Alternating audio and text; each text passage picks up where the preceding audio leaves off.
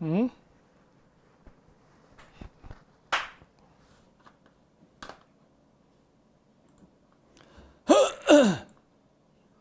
어디 보자. 떴구나. 네, 안녕하십니까. 채팅을 읽어주는 남자 제 3부 시작하게 됐습니다. 잘 지내시죠? 벌써 사람들 많이 왔네. 많이 왔네. 많이 왔어. 많이 오셨군요. 네, 어서 오십시오. 순식간에 벌써 몇 명이야? 오, 1000몇 명이 왔네. 1200. 진짜 그 조금 늦게 왔는데 제가 아무래도 그 요즘 외국에 있다 보니까 그 시차 적응이 안 돼가지고 한 5분 정도 늦었습니다. 아무래도 이게 제가 최근에 저쪽 갔다 왔잖아요. 그러다 보니까 시차 적응 때문에 좀 늦게 왔습니다. 뭐 어떻게 박사님 힘이 어디서 나오냐고요? 정력에서 나오죠, 지금. 그래가지고 아직 사람들이 조금 많이 안 모였으니까 최근에 거 뭐 재밌는 기사 갖고 한번 해보죠. 저기 뭐지? 그 어저께 그 보니까 그 화웨이 부회장이 그 나왔더라고요. 아시죠? 다 그 뭐냐 그 멍먼웨이인가 그 여자의 그 부회장이 이번에 그 일단 보석으로 나와서 그 감시하에 이제 캐나다 그 자택에 머무는 걸로 지금 돼 있는데 그 보니까 그 뭐야 그 캐나다의 사람 2명을 인질로 잡았더라고요. 그래가지고 그거 갖고 협박하니까 캐나다가 결국 보석을 해준 것 같아요. 그러니까 미국에서는 하지 말라 하는데 캐나다 미국 땅이 아니니까. 근데 요거는 내가 봤을 때 조금 뭐야 그 뭐랄까 좀 미심쩍은 게 있어. 그 뭐냐면 캐나다 그 사람을 그렇게 빠른 시간에 긴급히 체포한 것도 좀 수상하고 여기 잠깐 제가 이게 인터넷에서 나올지 안 나올지 잘 모르겠는데 그 이번에 체포된 그 캐나다 사람 있지 않습니까? 그 사람들이 그 친북 인사예요. 그 인터넷 검색해 보면 나옵니다. 친북 인사 어딨냐? 그래서 제가 찾지 않고 여러분들이 그냥 찾으세요. 그냥 그 친북 인사인데 그 원래 북한에 사업차 왔다 갔다 하는 캐나다인 2명을 잡았더라고요. 그래서 걔네들을 인질로 해가지고서 뭐 이렇게 뭐야 그 부회장 괴롭히면은 자기네들도 가만히 안 둔다 뭐 이런 식으로 했던 것 같은데 그 내가 봤을 때는 쇼인데 그 일단 국민 여론상 캐나다 사람을 그 목숨을 그렇게 담보로 하니까 어쨌든 여론전에서 내가 봤을 때 신경을 써가지고 일단은 보석은 시킨 것 같은데 저는 그 캐나다 사람 2사람 되게 의심스럽거든요. 저 새끼가 진짜 인질인지 아니면 인질인 척 하는 건지. 그래서 좀 하지만 뭐 어쨌든 뭐 어쩌겠어요. 국내 여론상으로는 그걸 해야 되니까 일단은 했는데 나중에 제가 요거는 그 김기사 아지매 할 때 따로 그 뽑을게요. 걔들 그 봤거든요. 김정은이랑 사진 찍고 한 그런 것들 굉장히 많아요. 그래서 걔는 순수한 관광객이 아닌 완전히 그냥 그 친북 그 사업가인데 그런 애들 때문에 그렇게 하는 건 조금 아쉬웠습니다. 근데 그거는 있습니다. 그 이번에 그 일본 같은 경우에 그 뭐냐 통신 그 전자 장비를 전부 다 화웨이 쓰지 않고 그 일본 같은 경우는 그 에릭슨 그 다음에 노키아 이쪽으로 바꾼다고 했어요. 원래 일본에서도 그 통신 회사가 여러 개 있거든요. 뭐 NTT, 도코모, 뭐 소프트뱅크 뭐 이렇게 한 5개인가 회사가 있는 걸로 알고 있는데 그 회사들이 원래 다 중국어 쓰지 않았어요. 소프트뱅크만 유일하게 그 뭐야 화웨이 거를 썼었는데 4G 때 이번에 손 회장이 확실하게 5G는 다 중국 거 안 쓰고 노키아나 에릭슨 걸로 쓰고 심지어 그 4G 지금 현재 쓰고 있는 것까지도 전부 다 장비 교체를 하겠다라고 이제 확실히 못 박았습니다. 그러니까 그런 부분에 있어서는 일본 내에서는 내가 봤을 때 중국 애들이 통신 산업 쪽에서는 진 거예요.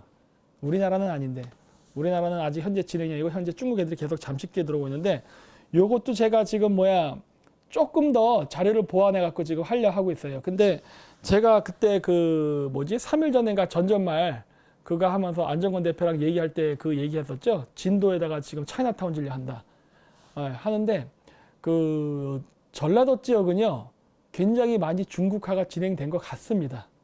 거기뿐만 아니라 전남 여수 그 다음에 그 광양 제철소인가 거기 있는데 그 일대 그 다음 진도 이런 데가 전부 다 중국 자본이 쫙 깔렸어요. 예전에 여수 엑스포 했었죠.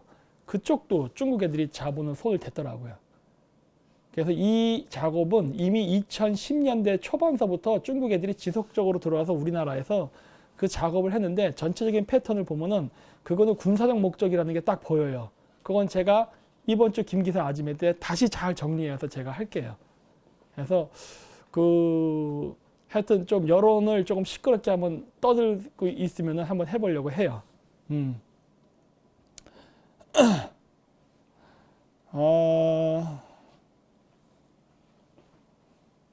안가 시바?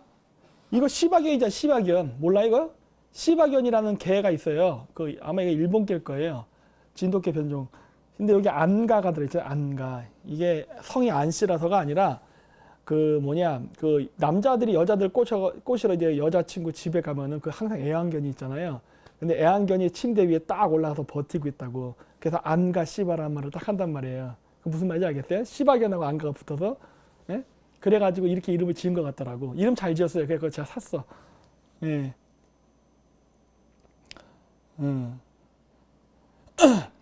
그래서 어디 보자. 다른 거 있나? 그렇죠. 진도는 항구에서 세 번째로 큰 섬. 그 진도 같은 경우는 굉장히 그 뭐랄까 전략적 요충지입니다. 제가 그때도 조금 얘기했지만 원래 이 전라남도 경상남도는 원래 가야 땅이에요. 가야. 예. 그리고 사실 일본에서 고대 일본 외라는 사람들이 아마 가야인일 겁니다. 예. 원래 일본의 시작은 가야예요. 최초 시작은. 그리고 나서 이제 그 가야 왕조를 백제 사람들이 넘어서 덮어버린 거거든요. 그렇기 때문에 그 일본 역사의 시작은 가야이기 때문에 한반도 남부와 일본 열도는 아주 긴밀한 관계에 있었다고. 그 연결고리가 가야고. 그랬기 때문에 그 지역은 원래 가야 땅이었는데 그 진도나 이런 데가 되게 중요했던 이유가 이게 중국하고 가까워요. 배 타고 왔다 갔다 교류할 때. 그래가지고 그 지점이 옛날 때도 전략적 유충지고 물산이 풍부하고 그 다음에 이제 무역 항로의 거점지였기 때문에 굉장히 발달됐습니다. 그래서 옛날 때 가야가 그 신라도 거의 멸망시킬 만큼 굉장한 군요. 사실 광개토대왕이 아니었으면은 가야가 쓸었어요. 가야가 신라도 작살내고 백제도 작살낼 정도로 굉장히 강력한 나라였는데 광개토대왕이 죽여버렸지. 그러는 바람에 가야가 힘을 잃고 흐지부지 한반도에서 세력을 잃으면서 결국은 일본 땅으로 넘어간다고요. 그렇게 되면서 이제 한반도에서 가야인들의 세력은 정치적 세력은 실질적으로 사라지게 되는데 나머지는 저쪽 신라로 가서 이제 김유신 같은 그런 사람이 생기고 그래서 그런 그 중요한 지역인데 이 지역을 현재 그 중국 애들한테 넘겨주려고 그러네. 그래서 나 이거 참 문제가 있다고 봐요. 그래서 이 제가 자꾸 얘기할 때마다 그 뭐야 그 이쪽 좌파 사람들은 친중파라는 얘기를 자꾸 하는 이유가 뭐냐면 얘네들이 중국 애들이 이게 난 정말 이해가 안 되는 부분인 거예요. 이해가 안 되는 부분은 뭐냐면 그 자기 고향 아니야. 자기 고향. 그러니까 쉽게 해서 자기 땅이에요. 자기 고향을 중국놈한테 팔아먹어서 그 돈을 가지고서 한국 정치에서 선거를 한다? 나 이게 말이 되냐는 거예요. 응? 진도 같은 경우 그때 그 어제 신문 기사에 17조였나? 그런데 진도 재정이 얼마인데 17조라는 돈을 투자받습니까? 그 투자 받으면 그 투자 받은 돈을 갚을 능력은 돼요? 17조만큼의 어떤 재화의 그 생산 가치가 생겨야 그 돈을 갚는 거예요. 그렇죠? 17조 투자 받아서 17조 가치를 하는 사업이 안 나오면은 그거 다 빚으로 남는 거라고. 그렇기 때문에 그거는 우리가 하면 안 되는 거예요. 근데 왜 이 전라도 지역 사람들은 자기 분수에 넘치는 돈을 받냐고. 어? 그렇다고 해서 중국에도 뒤통수 치는 것도 아니잖아. 뒤통수 치는 것도 아니고 중국 애들한테 쩔쩔매고 이러고 있잖아요. 그리고 그거 아세요? 지금 뭐랄까 그 샹해 임시정부를 지금 건국에다가 집어넣으려 하고 있잖아요. 자, 여러분 지금 상해 임시정부를 이 좌파 정부가 대한민국 건국의 시점으로 잡으려고 하는데 여러분 상해 임시정부하면 떠오르는 대통령이 누굽니까? 응? 한번 써보실래요?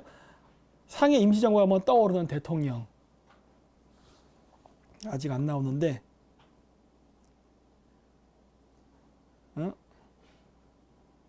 아직 안 나오네.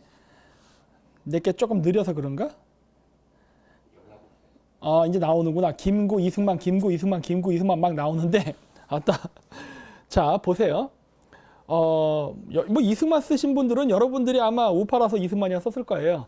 통상적으로 상해 임시정부하면 김구가 떠오릅니다. 일반 사람들한테 그냥 아무 생각 없이 상하 임시정부하고 하면 어떤 대통령이 떠올라 하면은 10중 8구 김구예요. 자, 근데 이게 왜, 이 얘기를 제가 왜 하느냐? 상해 임시정부의 그 어떤 대표 명사라고 불릴 수 있는 김구라는 선생이 있는데, 자, 김구는 어느 나라 사람이에요? 이제 그거를 질문하고 싶어요. 김구 어느 나라 사람이에요? 여러분 아세요? 김구? 응? 오바마도 나오네. 난리 났네. 김구가 어느 나라 사람에 속하냐는 거예요. 이게 되게 중요한 질문이에요. 왜 그러느냐? 중국 애들이 우리나라 독립운동가들을 중국 역사에 편입시키는 작업을 합니다. 내가 그 얘기 여러 번 했잖아요. 안중근 의사, 중국 시진핑이 안중근 의사 동상 만들어서 의정부에다 갖다 줬다 그랬죠. 그래서 거기 의정부에 안중근 의사 동상이 있다고. 근데 그것도 역사적으로 나중에 어떻게 쓰려는 거예요. 중국이 줬다는 식으로 하는 거거든. 근데 어쨌든 우리나라에 지금 김구, 윤동주 같은 시인 이런 사람들을 지금 중국인으로 분류하고 있습니다. 중국인으로. 그래놓고 민족해서 조선족이라고 집어넣어요. 조선족이라고. 일단 중국에 집어넣어버려. 여러분 그런 거에 동의하세요? 네? 그런 거에 동의합니까? reptilian? 뭔 소리야 이게 도대체? 어? 아직 모르겠네. 자, 보세요. 지금 중국은 우리나라 항일투쟁 했던 독립운동가들을 다 중국인으로 전환시키는 작업을 하고 있습니다. 중국으로 한 다음에 민족을 조선족으로 잡고 있어요. 네. 자, 왜 그러느냐? 이거 되게 중요한 거예요. 여러분들 이거 알아야 됩니다. 지금 문재인 정권이 지금 상해 임시정부에게 정통성이 있고 우리나라 그 6.25 전쟁 아니지 해방 이후에 그 대한민국 건국은 인정을 안 하는 쪽으로 가려 하잖아요. 근데 상해 임시정부를 그 우리나라 건국의 시점으로 잡게 되면 이상한 일이 발생하게 돼요. 왜 그러느냐? 어차피 상해 임시정부이기 때문에 사실은 정부는 아니에요. 그러니까 임시정부지. 그리고 원래 국가가 되려면 국민, 주권, 영토 이 세 개가 있어야 되는데 우리나라는 국민, 주권, 영토가 상해 임시정부에는 없었어요. 왜냐면 영토가 어디 있어? 나라 뺏겼는데. 국민이 어디 있어? 다 일본 애들이 데려갔잖아요. 주권이 어디 있어요? 외교 주권도 없는데. 그러니까 임시정부죠. 근데 이게 왜 중요하냐? 중국이 지금 계속 우리나라 독립운동가들을 중국 국민으로 바꾼 다음에 민족만 조선족으로 분류하는 작업을 슬금슬금 합니다. 이거를 지금 우리나라 정부가 개정해달라고 하는데 중국이 이런 방구도 안 해요. 대꾸당합니다. 그냥 바꿔요. 일방적으로. 자, 그렇게 되면 어떤 일이 발생하느냐? 우리나라는 중국의 속국이라는 게 역사적으로 인증되는 거예요. 왜냐? 국가라는 개념은 국민, 주권, 영토라는 개념이 있어야 되는데 국민, 주권, 영토가 없잖아요. 우리들의 인식에서는. 그렇죠? 우리들의 인식에서는 그게 한반도니까 한반도를 기준으로 하니까 한반도에서 밀려나서 우리 땅이 아닌 남의 땅에다 임시정부를 세고 정부 활동을 한 거라고 우리는 인식하잖아요. 근데 지금 중국 애들이 하고 있는 동북공정의 시각에서 상해 임시정부를 바라보면 어떻게 되냐? 상해 임시정부는 원래는 조선반도 쪽에 있던 세력이 일제한테 땅을 빼앗기면서 밀려서 상해에 임시정부를 세운 조선족 사람들의 정치 집단이 되는 거예요. 예? 그리고 이거를 정부로 인정해 주기 때문에 어떤 일이 벌어지느냐? 한반도는 중국의 지방정부가 되는 겁니다. 고로 원래 국민상 중국인이고 민족 분류상 조선족이기 때문에 중국 영토에서 조선족 자치주 지역을 일본 제국이 빼앗은 거예요. 그렇기 때문에 빼앗겼기 때문에 그 한반도에 있던 조선족들이 본토라고 할 수 있죠. 중국인의 관점에서는. 본토인 이쪽 상해 쪽에 와서 임시정부를 건설해 놓고 조선족 자치주 지역을 재탈환하려는 독립운동으로 묘사가 될 거란 말이에요. 안 그러세요? 응? 그렇게 안 봐요? 중국 애들이 이렇게 얘기하기 뻔한데 나중에. 지금 이 작업을 하고 있는 건데. 그래서 지금 중국이 그리고 우리나라가 하고 있는 상해 임시정부를 중심으로 한 역사적 정통성을 하는 거에는 결국 우리나라 사람들은 우리가 역사적 자주권을 갖고 있었다. 그래서 역사를 길게 하고 싶어서 그걸 늘리는데 중국 애들의 셈법은 다르다예요. 중국 애들은 다른 생각 갖고 우리나라에서 상해 임시정부를 얘기하는 것을 지지해 주는 거예요. 이게 되게 중요해요. 이게 그래서 역사 패권 전쟁이 이래서 중요한 겁니다. 그래서 중국 애들은 한국 사람들한테 반일 감정을 불러일으키게 하면서 상해 임시정부를 인정해 주는 쪽으로 가는 거예요. 그리고 그게 더 한국인의 입장에서는 정부 수립의 연도가 길어지거든요. 그렇죠? 해방 이후가 아니라 더 길어지니까. 그러니까 우리는 조선이 망한 다음에 즉각적으로 독립정부를 했다라는 식으로 자부심을 불러일으켜주는 척하지만 뒤통수 치고 있죠. 왜? 너희들은 중국의 변방 소수민족이야. 이 얘기를 하고 싶은 거예요. 중국 애들은. 근데 우리나라는 그 낭만적 민족주의자들이 그거를 이렇게 엉뚱한 짓 하는 거지. 채팅 읽어달라 했는데 뭐 어떤 거? 네?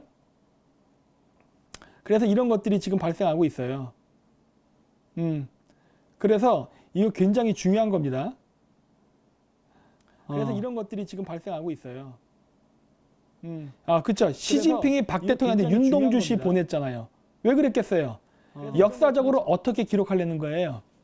윤동주라는 중국의 조선족 시인의 시를 한국의 한민족, 즉 조선족들에게 편지를 줬다. 이게 역사적으로 다 조작하는 거라고. 요거. 아리엔 초이니 최근 일어난 여러 가지 사건, KTX나 온수관 파일 사건 등에 대해 어떻게 생각하시나요? 온수관 파일은 잘 모르겠고 KTX는 조금 이상하게 생각해요. 좀 더 제가 여기 지금 오늘은 게릴라 방송에서 자료를 좀 짜집기를 제대로 못해서 지금 보여드리려면 시간이 걸려서 제가 못하는데 제가 알고 있는 범위 내에서는 SRT의 일부 주식을 지금 중국이 가져간 걸로 알고 있습니다. 한번 여러분들이 검색해 보세요. SRT 그 아시죠? 우리 그 수서역에서부터 이렇게 왔다 갔다 하는 거. 그거 지금 중국 자본 들어와 있어요. 그리고 저쪽 호남선, 전라도 쪽으로 가는 그쪽 노선에는 아까 그때도 얘기했듯이 진도의 차이나타운을 세려는 중국 철도 건업공사인가 뭔가 하는 그 회사가 고속철도 사업 우리나라에서 하면서 진도의 차이나타운 세우고 이런 것들을 하고 있다고. 그리고 SRT는 중국 자본이 들어가고 있어요. 그리고 나서 갑자기 KTX가 고장이 잦아지네. 그러면 KTX 안 타면 손님은 어디로 몰릴까요? SRT로 몰리겠죠? 뭔가 이상해. 예. 거기까지만 의심하고 있어요. 오늘은 제가 아직 자료를 다 못했기 때문에 그 지금 뭐라고 제가 얘기를 못해요. 나중에 그건 제가 김기사 아지매에서 제가 할게요. 그러니까 중국 놈들이 손을 안 대는 게 없어요. 그래서 제가 전전말 이번에 하는 거에서 얘기했던 거예요. 우리나라 독립운동가라는 사람들 자체가 친중파라고. 사대부가 갖고 있던 게 뭐예요? 모화사상 아니에요. 모화사상. 중국을 사랑하는 사상. 그렇기 때문에 우리나라 항일투쟁 운동가는 항일투쟁은 맞는데 친중 항일투쟁 운동가였습니다. 그거 아셔야 돼요.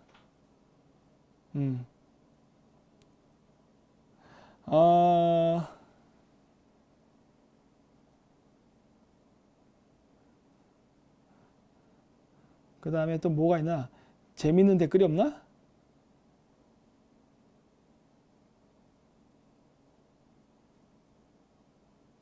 예, SRT 수수역 중국 자본 침투 한번 인터넷 검색해 보세요. 나올 겁니다. 그래서 우리나라가 중국으로부터 그 자주적인 국가를 세웠다라는 것을 하기 위해서는요. 우리나라는 조선 왕조가 있었고 조선 왕조가 멸망한 일제 식민지 시대가 있었고 그 다음에 그 우리나라의 그 대한민국 건국을 하는 게 정통적으로 맞습니다. 그래야 친서방적인 게 되는 거예요. 왜? 우리나라가 해방 이후에 생긴 대한민국은 미국의 지원 하에 수립된 국가예요. 일본 제국을 미국이 핵폭탄 2방 떨어뜨리고 항복시킨 다음에 그리고서 독립된 국가거든요. 즉 미국의 영향 하에 생긴 나라예요. 그렇기 때문에 상해 정부의 중심을 두느냐 대한민국 그 정부 수립의 중심을 두느냐에 따라서 친중과 친미가 묘하게 갈립니다. 그거 잘 보세요.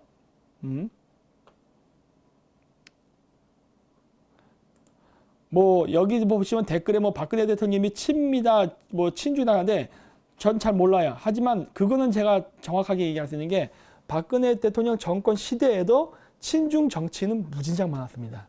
그게 왜 그러냐면 우리나라가 1991년 소비에트 붕괴 이후에 한국 사람들 머릿속에서 반공의식이 다 사라졌어요. 그러니까 소련이 붕괴됐기 때문에 양 진영 간의 냉전은 끝났다라는 생각하에 모든 긴장을 다 내려놓습니다. 그래서 중국 애들이 그 당시에 그러한 그 틈을 이용해 가지고 지금 전 세계적으로 다 뻗은 거예요. 지금 미국과 중국의 전쟁은 제2의 냉전 전쟁이에요. 그때 전 세계적으로 서방 진영의 국가의 모든 국민들이 반공의식을 내려놨어요. 소비에트가 해체되면서 전쟁은 끝났다고 생각했던 거야. 중국이 있었는데. 그리고 그 지금 후유증을 우리가 지금 감당하고 있는 중입니다. 그래서 많은 우리나라의 우파 정치인들도 그때 당시에 중국하고 교류를 많이 했어요. 공산당인데.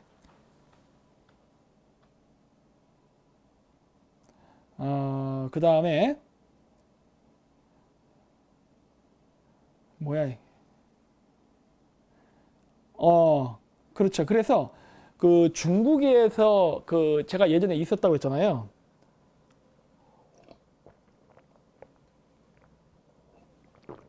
중국에서는 뭐가 있었냐면은 그래서 그 개혁개방 당시에 중국 대학교, 그러니까 북경, 칭화, 인민, 특히 인민대학교, 그 런민다시에 거기가 있거든요.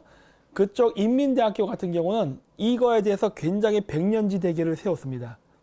그래가지고 걔네들이 그때 당시에 뭘 했냐면은 중국이 개혁개방을 하면서 어떻게 하면은 서방 국가, 즉 미국에게 지지 않으면서 지금의 중국을 지켜나갈 것인가에 대한 오랜 고민이 있었어요. 그리고 거기에 대한 학문적 연구가 이루어졌습니다. 그래서 저도 예전에 시간이 나면은 그 도강을 했어요. 도강. 옛날 때는 중국이 좀 시스템이 허술했거든. 그래서 이렇게 대학교에 가서 이렇게 들어도 돼요. 어차피 저도 어학연수 한다고 왔다 갔다 할 때였기 때문에 가서 들어도 돼요. 뭐 한 강의실에 뭐 100명, 200명씩 들어오니까 뭐 누가 들어온지 구별도 안 가거든. 그리고 그때 당시에 이제 외국인 학생들 유치를 막 하려 했기 때문에 특히 한국 사람들이 많이 유학을 와서 그래서 그렇게 그 뭐랄까 이게 강의를 구경하는 거를 허용했었어요. 그래서 저도 몇 개씩 그런 강의를 가본 적이 있었는데 그 당시에도 이미 중국의 그 경제학자들은 중국식 경제학이라는 걸 많이 만들었어요. 그래서 우리가 그 대학교에서 쓰는 경제학이 있어요. 그 거시경제학, 미시경제학, 마크로이코노미스, 매크로이코노미스 이런 게 있는데 보통 아마 지금도 그럴 거예요. 대학교에서 쓰는 그 경제학 그 교재가 맨큐라는 사람이 쓴 걸 겁니다. 맨큐의 거시경제학, 맨큐의 미시경제학. 미국 사람이 쓴 책이 있는데 그 책 많이 써요. 전 세계적으로 많이 쓰는 것 같더라고. 그랬는데 중국 애들은 그 당시에 그거를 받아다가 중국식 경제학으로 바꾸는 작업을 했다고요. 야, 그걸 보면서 진짜 제가 소름이 끼쳤어요. 이 중국 새끼들은 머리가 좋구나. 그러니까 어떻게 중국식 사회주의 시스템을 유지하면서 자본주의를 같이 병행할 것인가에 대한 고민이 굉장히 오랫동안 있었습니다. 그래서 걔네들은 그거를 적용시키는 거를 연구를 참 많이 했어요. 물론 그렇게 한다고 해가지고 그게 뭐 되는 건 아니지만 걔네들은 그걸 많이 했어요. 그래서 그랬는데 그때 당시에 이미 중국 애들은 서방 자본주의를 받아들일 때 단계적 전략으로 어떻게 하겠다는 걸 얘기했어요. 그 대학 강의에서도 얘기했어요. 전 들었어요. 그래서 걔네들이 중국이 어떻게 굴기를 할 것인가에 대한 강의를 했습니다. 그래서 저도 열심히 도강을 했죠. 그런 계획을 갖고 이야기하는구나.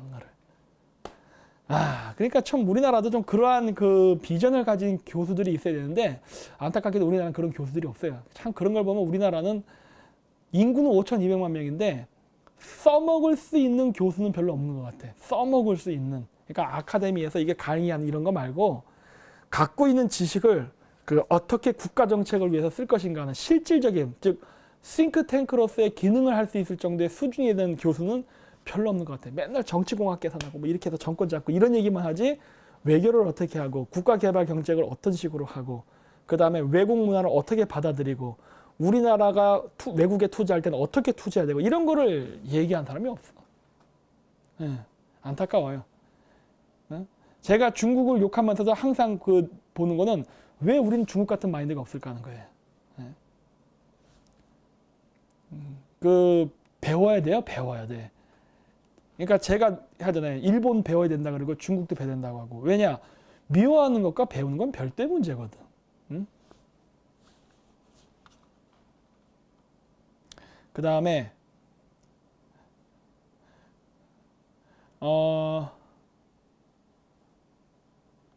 독립운동했던 사람들 머리 스타일에 대해서 말해주세요 하는데 왜? 그 사람들 머리 스타일에 뭐 문제 있어요? 왜 이런 이상한 질문하는지 모르겠는데 나중에 한번 다시 한번 써주세요. 나 지금 무슨 말인지 의도를 모르겠어. 그 다음에 삼성 하드업체로 일하고 있는데 투자가 느려지고 있습니다. 중국 시야는 진행 중이긴 한데 이재용 부회장이 한국에서 얼마나 버틸까요? 버텨야죠. 이건 버텨야 돼. 네. 다른 방법이 없어요. 버텨야 돼. 지금 문재인 정권은 어떻게든 우리나라의 핵심 기술을 중국에 팔아넘기려고 발악을 하고 있어요. 지금. 팔아넘기면 안 됩니다. 팔아넘기려고 하면은 그 팔아넘기려는 사람 또 자살합니다. 그런 짓 하지 말라는 거예요. 하지 마. 왜냐? 이거는 미국의 국방산업하고 연결되어 있기 때문에 그런 기술 유출시키려고 하면은 우리나라 국정원은 빨갱이들이 장악해서 안 움직일지 몰라도 이거는 미국이나 이스라엘에다 제재해버릴 거예요. 분위기 험해져요. 하지 말어. 내가 늘 얘기하잖아. 그런 거 하지 말라고. 내년에 김정은이가 중국으로 망명할 경우 그 다음 정세는 어떻게 될까요? 이것도 문제예요. 그 우리나라 그 우파 사람들의 그 제가 봤을 때 그 문제점은 뭐냐? 국제 정세를 어떤 틀에 박힌 판으로 본다는 게 참 문제점이에요. 국제 정치는요 생물입니다. 그 문어 같아요. 뼈가 없어. 흐물렁흐물렁거린다고. 그때그때 국제 정세와 상황에 따라서 모든 그 결과는 계속 수시각각 변합니다. 그 변하는 상황을 예측해야 돼요. 일종의 기상예보와 같은데 우리나라 그 우파 사람들이 갖고 있는 그 관념은 뭐냐? 미국은 북핵 개발을 저지한다. 맞아요. 그래서 미국은 김정은을 제거한다. 이런 명제를 생각하더라고요. 근데 그거는 아닙니다. 미국은 김정은을 제거 안 할 수도 있다예요. 이거 착각하지 마세요. 자, 제가 왜 이런 자꾸 얘기를 하느냐? 그 우리나라 사람들이 착각하는 것 중에 뭐가 있냐? 문정권에는 주사파 빨갱이들이 많기 때문에 북한하고 어떻게 손잡고 고려 연방제로 갈 것이라고 생각하는 사람들이 많아요. 자꾸 그런 얘기를 하는데 천만에 만만해. 안 갑니다. 김정은이 미쳤습니까? 그런 짓을 하게? 자, 왜 그런지 얘기할게요. 첫째, 문재인 정권은 친중 정권이에요. 친중 정권. 친북, 친중 다 있어요. 다 있는데 친중적 비중이 더 큽니다. 왜냐? 돈 때문에. 돈. 중국의 자금적 지원이 엄청나기 때문에. 옛날 때 코 낀 게 엄청 많기 때문에. 그래서 친중파가 더 힘이 세요. 친중파가. 친북파보다 친중파가 더 힘이 셉니다. 북한이 돈이 있어? 개뿔도 없잖아. 옛날 때 운동권 출신들 이데올로기를 공부한 거지. 걔네들이 뭐가 있어요? 근데 친중파는 돈이 있어요. 돈. 그래서 친중파가 우리나라에서 더 강합니다. 근데 이게 왜 문제가 되느냐? 아까도 얘기했죠? 중국 돈을 받아 먹은 새끼들이 자기네 고향인 전라도 지역 땅을 다 팔아넘기고 있죠. 차이나타운 생깁니다. 그리고 외국 놈들한테 정당 가입법 만든다고 송영길이 같은 놈이 이상한 짓 하죠. 그리고 자기 땅에 뭐 5억 이상 투자하면 영주권 준다고 해서 법 다 통과시켜버렸죠. 그 다음 중국 놈들 계속 들어죠. 평창올림픽 때 올림픽도 시작 안 했는데 이 문재인이가 중국인들한테 무비자로 그냥 왕창 다 끌어들여갖고 우리나라에 중국인들 개떼같이 몰려오게 해줬죠. 온갖 친중 정책은 다 해줬다고. 그리고 아까도 얘기했듯이 SRT 일부 중국한테 넘겼죠. 진도 개발하죠. 여수 개발하죠. 광양 개발하죠. 다 주고 있다고. 다 중국에 팔아넘기고 있다고. 물론 그 돈 갖고 얘들은 부자가 됐어요. 물론 여기에 비트코인도 있고 많아요. 비트코인도 요즘 슬금슬금 또 이제 하는데 이런 작업들을 지금 하고 있는데 주사파가 무슨 힘이 있어. 돈 있는 놈이 왕이지. 그래서 뭐가 문제가 됐느냐. 얘네들이 낭만적 민족주의를 가진 주사파 애들을 이용해 먹는단 말이에요. 무슨 말이냐. 낭만적 민족주의라 제가 얘기했던 거는 바로 그 뭐랄까 그 임종석 같은 애들이지. 북한에 대해서 무슨 향수를 가지고 뭐 어버이나라 병신짓 하는 애들 있잖아요. 이런 애들을 이용해서 북한과의 교류를 이렇게 통하게 하고 경제 협력하자 이런 거 하잖아요. 물론 주사파들이 원하는 일이에요. 그렇죠? 근데 여기도 마찬가지야. 상해 임시정부를 중국이 지지하는 것과 마찬가지로 주사파들이 북한을 바라보면서 우리 민족끼리라고 하는 그 낭만적 민족주의 뒤에서 후원을 해주는 중국 세력은 다른 계산이 있다니까. 다른 계산. 그게 뭐예요? 북한의 중국화예요. 북한의 중국화. 그래서 뭐냐? 지금 북한을 개발하겠다는 낮은 핫산지구에 들어가는 프로젝트, 개성공단 개발, 금강산 개발, 죄다 중국 자본이에요. 아시겠어요? 중국 자본. 그래서 지금 북한이 개혁개방 쪽으로 가게 되면은 북한의 경제는 중국에 홀라당 넘어갑니다. 홀라당 넘어가. 시진핑이가 북쪽에는 중국이 존재하고 남쪽에는 그 시진핑의 꼬봉인 문재인이 있단 말이에요. 이 둘이 친중파들이 북한을 어떻게든 자기 편으로 만들려고 구워 삼고 있는 과정이 있다고. 그렇기 때문에 중국 자본으로 북한 개발하는 것도 하고 모든 거를 북한을 중국화하는 데 모든 포커스가 맞춰 있단 말이에요. 그러면서 개뿔도 모르는 좌파애들한테는 우리 민족끼리 아름다운 평화통 이런 개소리 한다고. 그러면서 북한을 중국 땅으로 만드는 작업을 돕고 있는 게 좌파들이란 말이에요. 전라도도 물론 중국화 작업을 하고 있고. 네? 그래서 이러한 사면초가의 위기 속에 있는 게 김정은이에요. 이런 사면초가의 위기 속에 있는 게. 그래서 김정은은 반미주의자예요. 하지만 반중주의자기도 해요. 네. 문재인은 어때요? 친중주의자의 반미주의자예요. 그렇다면 미국 입장에서는 문재인과 김정은 중 누구가 더 미국에게 유리한 입장입니까? 한번 생각해 보시라는 거예요. 누가 더 유리해? 문재인 정권이 미국하고 유리해요? 북한 정권이 미국하고 관계하는 게 더 유리해요? 미국의 입장에서 봤을 때. 지금으로서는 김정은이라니까. 북한의 김정은이를 미국이 칠 거라고 생각하는데 왜 그렇게 생각하냐는 거예요. 왜? 북한이 핵 개발하니까 쳐야 된다? 왜 한반도만 쳐다보십니까? 국제정치를 보니까 국제정치. 미국은 북한의 핵 개발 때문에 한반도에 오는 게 아니라 중국하고 싸우려고 한반도에 오는 거예요. 그리고 그 한반도에 오면서 그 명분이 될 수 있는 빌미 중에 하나가 북한일 뿐이야. 북한의 핵 개발. 따라서 북한이 미국에 협조적이라면은 미국은 북한을 칠 이유가 아무것도 없어요.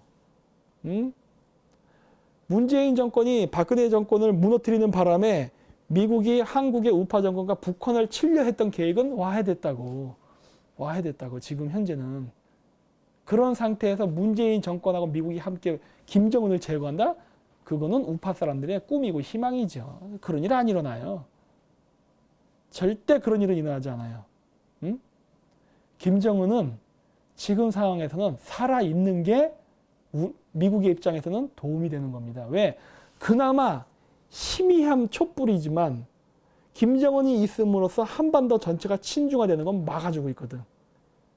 중국도 한반도를 가려면 북한을 거쳐가지 못하고 배나 비행기를 타고 가야 되기 때문에 완벽하게 교류하기가 어려운 애매한 실정이거든요. 그러니까 어떻게 보면 이게 참 애매한 게 김정은이가 한반도의 중국화를 막아주는 애국자가 돼버렸네?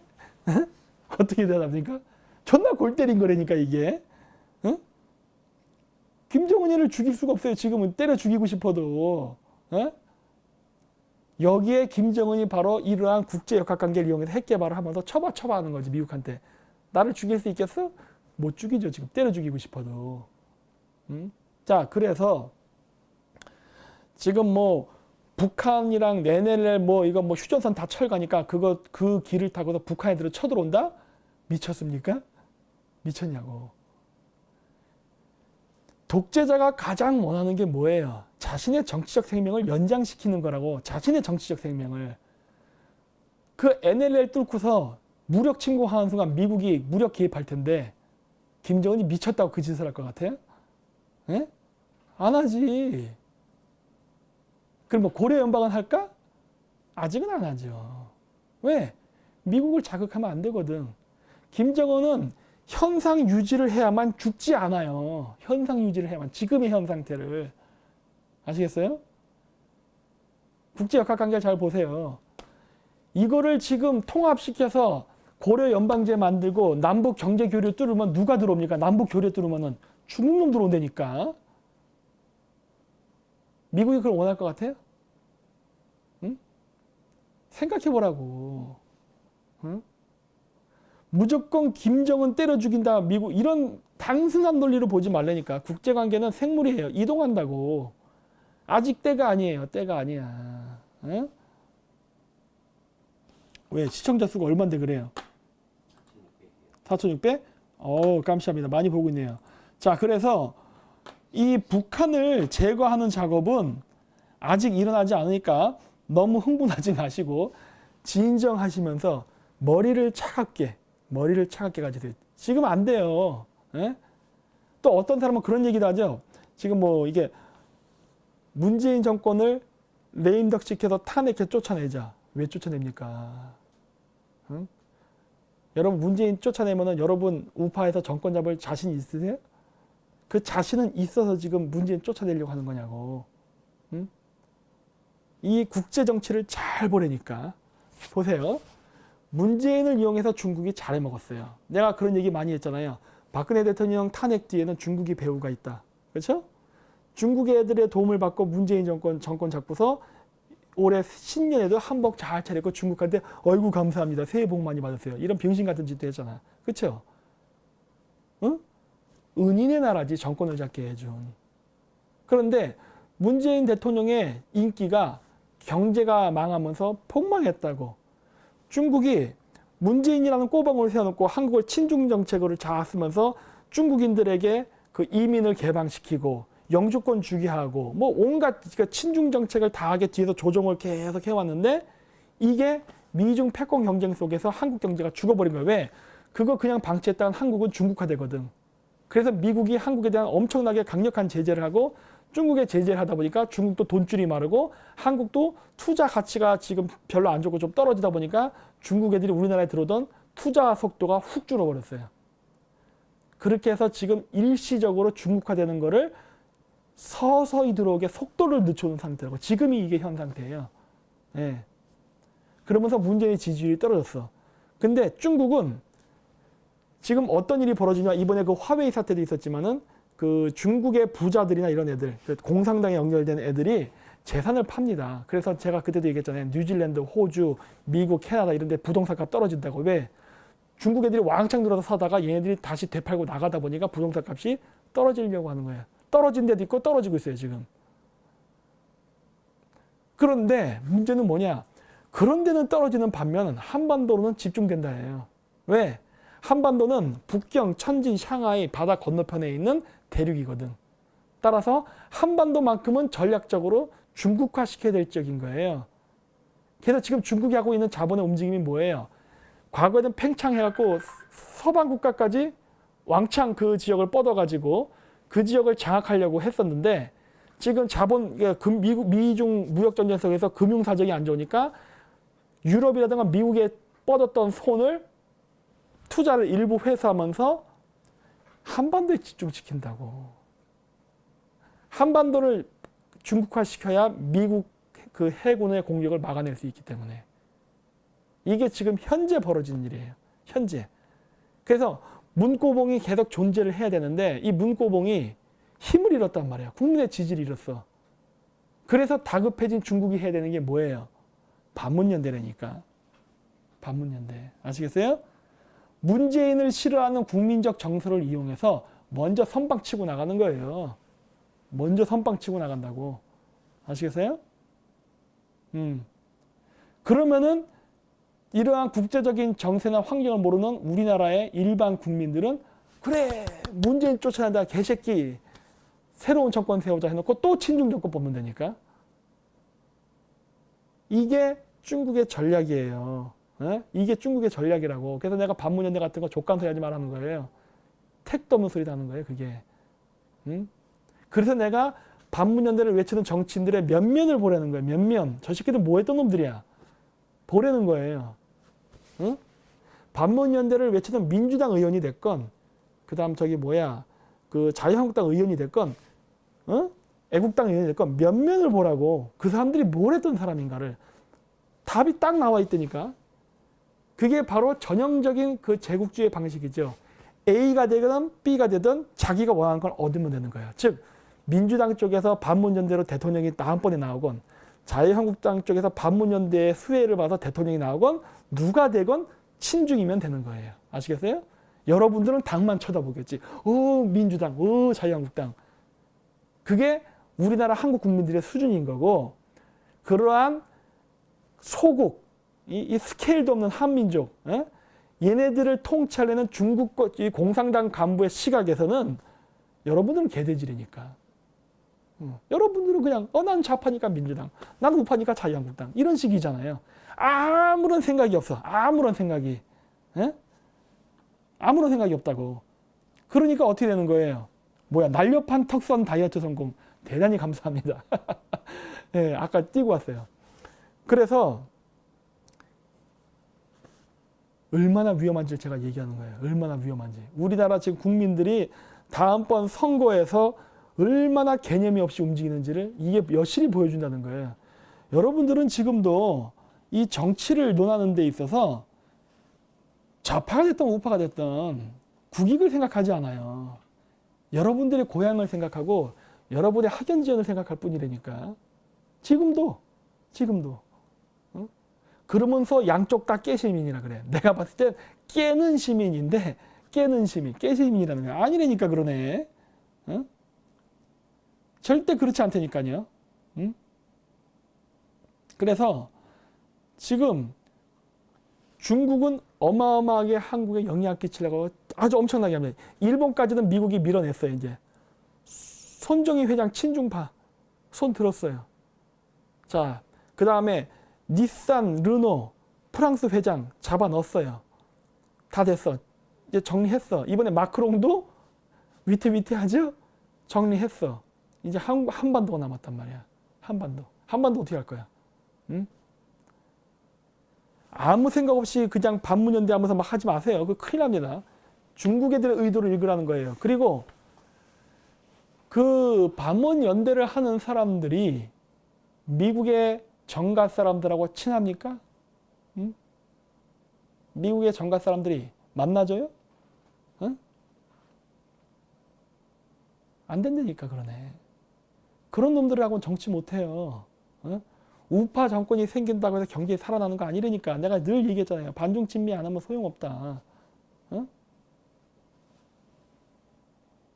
응? 그 다음에 우리나라는 아직 짱깨선이 안 넘어갔어요. 지금 막으려고 하고 있지 않습니까? 예. 그래서 제가 그 얘기를 하지 않습니까? 유튜브 계정을 폭발시키는 게 왜 내 것만 폭발시키고 멈췄어? 마저 폭발시켜보지. 예? 왜 그래요? 우리나라에서 반중 친미 얘기하니까 폭파당하는 거예요. 다른 우파 채널들은 왜 냅두겠어요?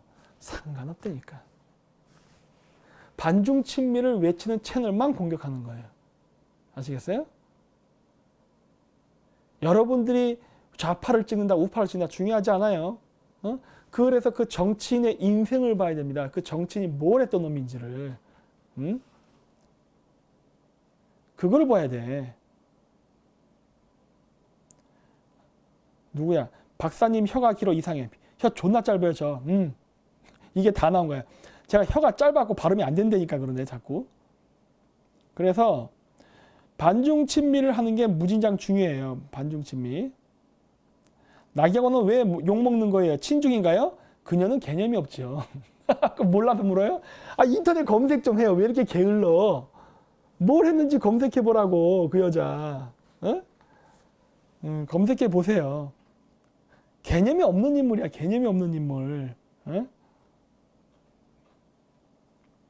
그 다음에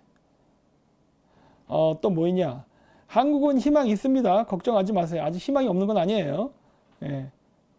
그래서 지금 당장 우리는 뭘 해야 되냐면은 문재인이는 그냥 허수아비로 있는 게 좋아요. 지금 상태가 좋은 거예요. 왠지 알아요?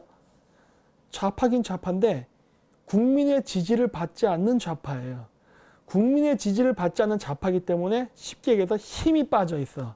힘이 빠져 있기 때문에 저 같은 사람이 아각 떠들어도 함부로 잡지를 못해요. 왜? 잘못 잡았다가는 지지율 더 떨어지니까. 지금이 좋은 거예요. 그래서 지금 이럴 때 우리가 빨리 친중의 위험성, 좌파들의 위험성, 그 다음에 주사파의 위험성을 알리면서 다음번 정권 교체를 할 수 있는 국민적 여론을 퍼뜨리는 아주 좋은 시기거든. 그런데 여기서 성질급해가지고 일부 성질급한 우파 사람들, 그리고 지금 자유한국당에서 자기네들이 박근혜 대통령 탄핵시키고서 온갖 문제가 생겨 전전긍긍 갔는데 이거 대충 덮고 다시 정치적 그 힘을 회복하려는 세력들, 반문연대죠. 이런 새끼들이 지금 국민 여론 선동에서 시간이 없다, 큰일 났다, 나라 망한다, 막 북한 쳐들어온다, 양치기 소년짓 하면서 지금 다시 정권 재창출하려는 이런 새끼들 말 들어주지 말라는 거예요. 왜? 이거 지금 밥이 덜 익었어요. 무슨 말이냐? 문재인을 싫어하는 사람들은 많아졌어요. 근데 문재인을 싫어한다고 자유한국당을 좋아하는 사람들은 없어요. 민주당의 지지율이 떨어진다고 자유한국당의 지지율이 올라가는 게 아니라니까. 응?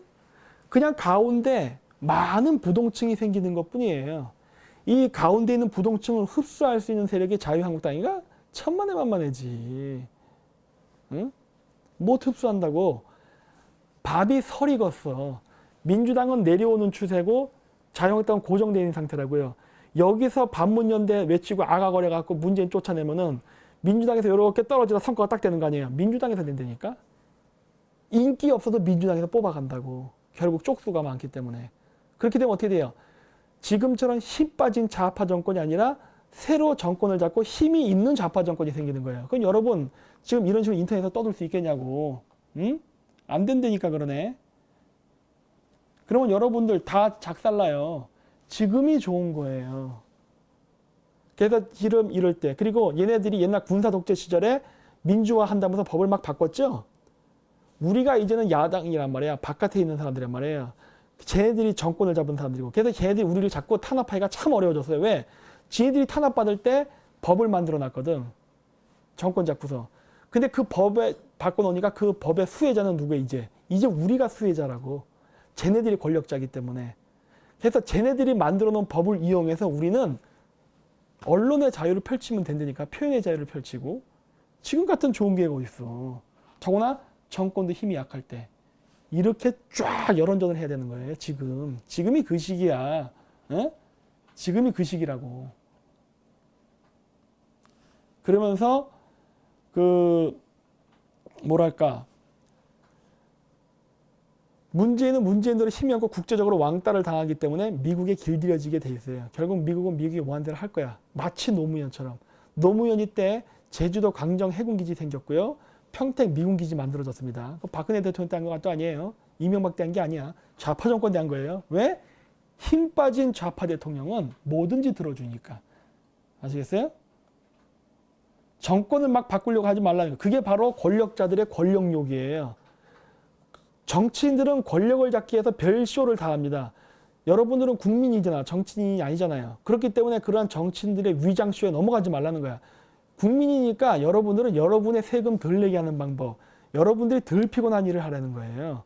왜 정치인들의 정치 계산에 놀아납니까? 응? 안 되지. 절대로.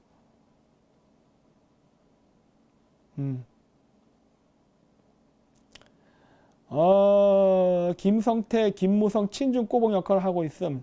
부산에 엄청난 중국인들이 들어와 있습니다. 그거 다 하는 얘기 아니에요? 뭘 그런 새삼스러운 거를 그렇게. 응? 네. 친중 국회의원이 갑자기 반중하면은 중국 자본 한꺼번에 빠지면 경제 많이 흔들릴 것 같아요. 그러니까 하지 말라 그랬잖아요. 그러니까. 어?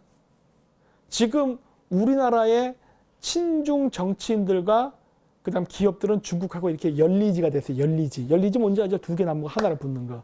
병신짓 한 거죠. 병신짓. 그렇게 하면 안 된다고 얘기하는데도 돈에 눈이 멀어서. 어? 돈도 많은데 왜 이게 돈에 눈이 멀어 있을까? 어?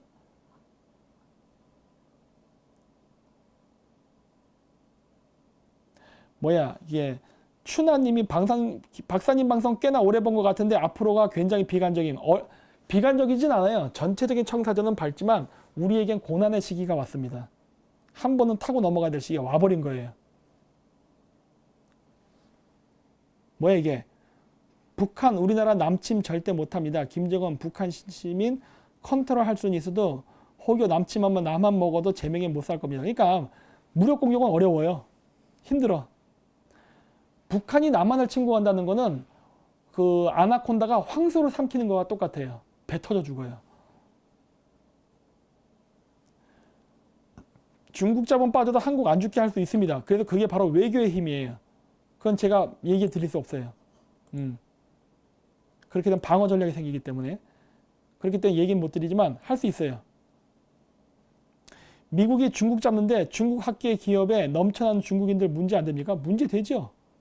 정리하려고 하잖아요. 박사님 현재 김정은 짝퉁이라 하는데 사실인가요? 그게 중요한 게 아니라니까. 짝퉁이냐가 아니냐가 중요한 게 아니라 어쨌든 김정은은 존재하잖아요. 네? 북한의 엘리트 세력이 친중화되느냐가 안 되느냐가 중요한 거거든요. 방위비 협상 때는 미군 철수 문제 생길 때 이것 내가 얘기했잖아요. 안타깝지 진짜. 왜 우리는 호쾌하게 제가 얘기했잖아요. 겨우 9,400억 원이요. 9,400억 원. 겨우 9,400억 원을 안 줘갖고 미국과 관계를 왜 빡으로 들이냐. 먼저 돈 줘버리라고 했잖아요. 흔쾌하게. 야 방위분담금 다 대줄게. 이렇게 먼저 선빵 치고 나가면서 유리한 협상 조건 끌어내라고 했잖아요. 미국이 이렇게 치고 나가면 우린 수세적 방어로 몰린다니까. 이 등신 같은 새끼들 진짜. 뭐 어차피 문재인 대가리에서 그게 나올 리는 없죠. 그러니까 뭐 어쩔 수 없는 건데 너무나도 이렇게 모른다는 거예요. 너무나도 몰라. 외교에 대한 협상 방식도 모르고 어떻게 백인들하고 협상해야 될지도 개념도 없고 응? 병신들.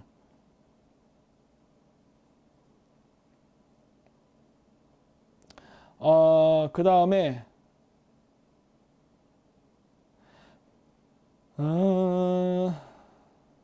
그렇죠. 그 중국 돈 받아먹은 국회의원들 뺏지 못 달게 하는 게 우리가 해야 될 일입니다. 많은 사람들이 그래요. 그럼 뭐 다음번 총선 어떻게 하면 좋습니까? 그래서 제가 얘기하잖아요. 다음번 총선에는 중국 돈 받아먹은 국회의원은 국회의원이 못되게 만들어야 됩니다. 네. 못되게 만들어야 돼요. 못되게 만들 수 있는 방법은 뭐예요? 공천 주잖아요. 공천 줄 때 떨어질 놈한테는 공천 안 주겠지. 그렇죠? 이미지 나빠지면 돼요. 중국하고 사업하는 놈, 중국과 이권관계가 있는 놈, 중국 공산당 만나는 놈들, 이런 놈들을 계속 비난하면 된다고. 뭐 그러면 어떤 사람이 그러더라고요.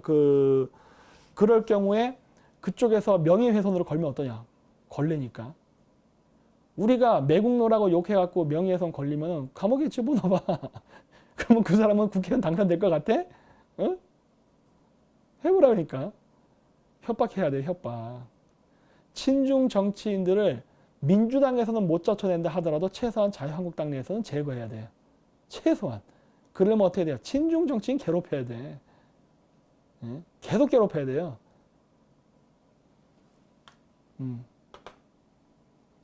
블랙리스트를 만들어서 날려요. 그랬다가는 바로 감옥 가는 겁니다.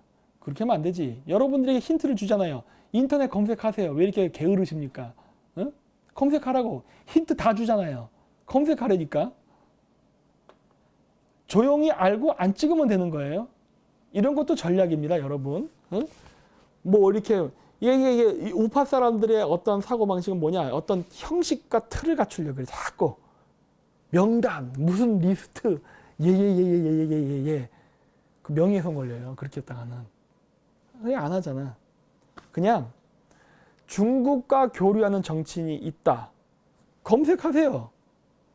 잘 모르겠으면은 국회의원 이름과 중국을 같이 집어넣어서 검색하세요. 구글에다가. 예를 들어 나경원 중국, 김무성 중국, 김성태 중국, 뭐 김문수 중국 이런 식으로 중국 다 집어넣어 버리니까 그러면 쫙 나와요. 여러분들이 보고 판단하시라는 거야. 여러분들이 보고. 그거 다 나오는 걸 왜 자꾸 그렇게 입에다가 밥을 넣어달라고 그래. 게을러지지 마세요. 부지런해지. 깨시민이라며 깨시민이 되려면 깨시민답게 행동하세요. 직접 검색하세요. 방법 다 가르쳐주잖아. 알았죠? 그래서 검색해보라고. 전 얘기 안 하잖아요. 하지만 눈빛으로 아는 거지. 눈빛으로. 누군지 알죠? 이런 식으로. 그러면은 저쪽은 애가 타게 돼 있다고. 와, 나 좆됐다. 저쪽에서도 공천 줄 때 그래. 저 새끼 해주고 싶은데 이거 나오면은 이거 반중 프레임에 걸려서 이거 국회의원 못 될 것 같은데 선거구 뺏기면 안 되지. 너 빠져. 다른 놈. 이렇게 만들어야 돼요. 우리가 모르겠습니다. 뭐 안정권 대표는 저기 홍준표가 다음번에 당 대표가 됐으니까 가능성도 있어요. 어쨌든 우리가 원하지 않는 사람이 당 대표가 된다 하더라도 그 사람이 공천을 줄 때 갈등하게 만들어야 되니까 고민하게 만들고 우리 같은 일반 국민이 정치인들을 움직일 수 있는 방법은 뭐예요? 우리끼리 아름아름 얘기하는 거예요. 아, 쟤 친중이야. 쟤 친중이야. 이런 식으로 하면요. 공천 못 준다니까 그러네. 왜? 선거에 떨어질 게 뻔하니까. 그래서 제가 친중 프레임을 거는 게 가장 좋다고 얘기하는 거예요. 중국은 외국의 정치인들을 자기 편으로 만들기 위해서 매수를 합니다. 매수. 그렇다고 뇌물입니다 하고 주는 경우는 절대 없어요. 다 합법적으로 하는 거예요. 사업, 연구비 지원 뭐 이런 식으로 하는 거지 절대 뇌물이라 주지 않아요. 합법으로 해요. 합법. 모든 건 합법이에요. 모든 건 합법이야. 그렇기 때문에 얼만큼 빈번하게 교류했느냐가 얼만큼 많이 연구비를 받았는가 얼만큼 많이 지원금을 받았는가가 결정되는 거예요. 아시겠어요? 제 말이 무슨 말인지? 응? 눈빛으로 감을 잡으라고. 눈빛으로. 에? 저는 이렇게 유리겔라 하잖아요. 유리겔라. 눈빛으로 신호를 보내주잖아요. 직접 찾으라는 거예요. 직접 찾아. 에? 그렇게 자기 편 만듭니다. 그렇게 자기 편 만들어. 그런 사람들을 까야 되는 거예요. 그러면 절대 못해. 공천 못 주게 만드는 방법은 이제 인터넷이라는 좋은 매체가 생겼기 때문에 우리가 아가거리고 떠들면 되는 거예요. 우리가 아가거리고 떠들면 돼. 여러분들이 각각 개인이 게릴라 전술을 쓰려는 거예요. 그래서 제가 얘기하잖아요. 게릴라 전술 쓰리 하잖아요. 뭐시기 뭐 조직을 만들고 뭘 하고 이렇게 뭐 우파 사람들 뭐 지식인들 모여서 선언하고 그런 거 왜 하냐는 거예요 도대체. 네? 게릴라 전법 써야지. 게릴라 전법. 불특정 다수에 의한 공격이 들어가야죠. 불특정 다수에 의한 대규모적인 공격. 네? 그래야 자유한국당이 나자빠지는 거예요. 와이시장 안 되겠다. 나경원 같은 애들 대표되잖아요. 불특정 다수가 공격해야 된다니까. 니들 제정신이야? 너희들 안 찍어? 괴롭히면 된다니까. 그럼 쟤들 항복하게 돼 있어요. 근데 왜 못했느냐 여태까지. 그 국민들이 자꾸 인물 정치하려고 그러는 거예요. 다음번 대안은 누굽니까? 누구를 뽑아줘야 됩니까? 누구를 우리가 따라가야 되나요? 이런 생각을 하니까 맨날 국회의원들이 저렇게 장난치고 노는 거라고. 니들이 우리 아니면 되겠어? 우리가 이렇게 대통합, 우파 대통합 이렇게 프레임 짜놓고 이렇게 하면 너희들이 우리가 대세인데 너희들이 우리 안 찍고 해? 결국 선거 때 되면은 민주당 싫으니까 우리한테 오고 말걸? 하하하하 이런다고. 결국 너희들은 손 들을 것이다. 못하게 해야지. 아시겠어요? 괴롭히세요. 괴롭혀야 되는 거야, 괴롭히는 거. 막 괴롭히세요. 방법은 다양해요. 그렇죠? 댓글도 있고 전화도 있고 술 먹으면 아가 떠드는 것도 있고 친구들끼리 여러 가지 다양한 방법들이 있다고. 여러분 옛날 때 역성혁명일 때 어떤 일이 벌어졌습니까? 이파리에다가 꿀로 한자를 쓰잖아요. 어떤 새끼 개새끼 이런 식으로. 그때 애벌레가 이렇게 먹었더니 그 한자 모양이 드러나니까 뭐라 그래요? 그거 들고 가서 전하 하늘의 뜻인가 봅니다. 쟤들 죽이세요. 이런 짓 하잖아요. 그렇죠? 여러분들이 지금서부터 떠드는 지지배배 거리는 뻐꾸기 소리가 쟤들을 작살내는 거예요. 왜 방법이 없습니까? 그래서 이제 국회의원 길들이라고 제가 얘기하잖아요. 조져버리세요. 조져버려. 절대 우리가 힘을 쓰는 거는 선거밖에 없어요. 선거. 근데 문제는 우리가 선거에만 의존하니까 얘네들이 적당히 때우다가 선거 때쯤 돼서 야 프레임이 이렇게 짜져 있어. 민주당, 우리 우파 통합연대. 누구 찍을래? 민주당 찍을래? 이런 식으로 나오는. 여태까지 이런 식으로 했던 거예요. 그래서 울며 겨자 먹기로 할 수 없이 찍었던 거야. 할 수 없이. 그렇죠? 다 알죠? 그러니까 어떻게 되는 거예요? 버릇을 개판으로 만들었지 얘들을. 근데 인터넷이 있기 때문에 선거가 아니라 하더라도 지금서부터도 계속 괴롭힐 수 있어요. 괴롭히라는 거예요. 그래서 초죽음이 되게 만들어버려요. 초죽음이 되게. 그래서 여러분들이 근면하게 자꾸 친중, 중국과 교류하고 만난 정치인들을 자꾸 끄집어내십시오. 신문기사 많잖아요. 신문기사 링크하는 거예요. 신문기사 링크. 아무 말도 쓰지 마세요. 말 쓰면 그 말 갖고 꼬투리 잡을 테니까 신문기사만 링크하세요. 페이스북 같은 데다가. 네. 누가 누구랑 만났다. 우리나라 어떤 정치인이 중국 누구 만났다. 누구랑 경제교류했다. 페이스북에 그냥 신문기사 올리세요. 그거 여러분 쓴 거 아니잖아. 신문기사 링크한 거지. 그래서 공유해버리면 되잖아. 그렇죠? 아무 말도 안 했어요. 우리는 아무 말도 안 해서 그냥 봤을 뿐이야. 그냥 이런 거구나 하고. 제일 좋은 거예요. 이게 어마어마한 압박이 될 겁니다. 괴롭히라는 거예요. 예? 그렇죠? 그래서 모든 혁명은 요란하게 하는 게 아닙니다. 조용하게 하는 혁명이 돼야 되는 거예요. 왜? 지금 좌파들이 군대와 경찰을 다 장악하고 여러분들이 폭력적 행동을 하기를 호시탐탐 노리고 있어요. 왜? 건수 잡아서 체포하려고 하는 거거든. 왜 거기에 말려들려 합니까? 말려들지 말아야죠. 지능적으로 싸워야 되는 거예요. 지능적으로. 아무것도 하지 마세요. 그렇게. 그래서 문재인도 비판을 하지만은 자유한국당 내부도 자정작용하는 거는 철저하게끔 우리가 해야 돼요. 그러면서 쟤네들이 지네들 마음대로 못하게끔 아주 옥죄해야 됩니다.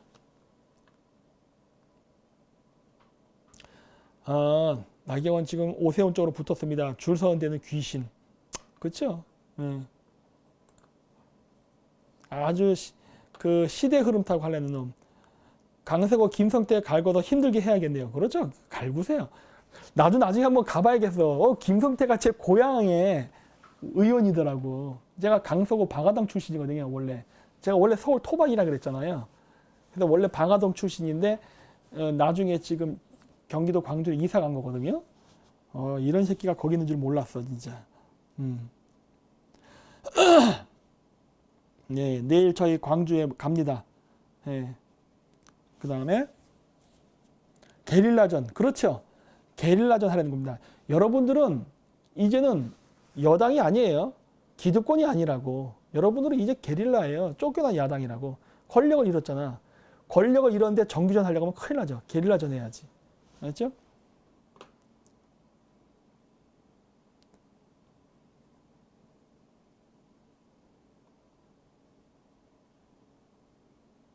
그러니까 정치인들이 자꾸 시간이 없다 시간이 없다는 거는 자기들의 정치적 생명에 시간이 없는 거지 여러분의 시간이 없는 건 아니에요. 네. 오히려 우리가 더 천천히 움직여줘야 쟤들이 안달박달하다 결국 포기하게 돼 있습니다. 왜? 도저히 안 되겠거든. 우리가 안 움직이면. 그럼 어떻게 돼? 협상 조건을 들어주게 돼요. 우리 말을. 우리가 안 움직여버리면. 그렇게 해야 돼요. 그 다음에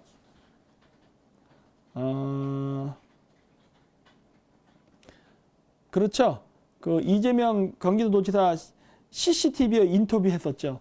그리고 그 사드 배치 그거 민주당 그 대통령 후보 경선 때도 그거 가지고 문재인이나 그다음 누구였어? 안희정 그 옛날 지사 공격하고 그랬죠. 나는 사드 배치 반대 당당히 말하는데 여러분들의 입장은 뭐냐? 입장 표명해라. 막 이런 식으로. 그랬었죠. 세대. 응? 세. 안희정 그 이재명을 지금 공격하는데도 불구하고 잘 버티대. 누가 그렇게 뒤에 있나? 어떻게 이게 강력하게 버틸 수가 있어? 뭐야 이게 또 김민수 못 믿으면 누구 믿나? 왜 이렇게 믿는 거 좋아해요?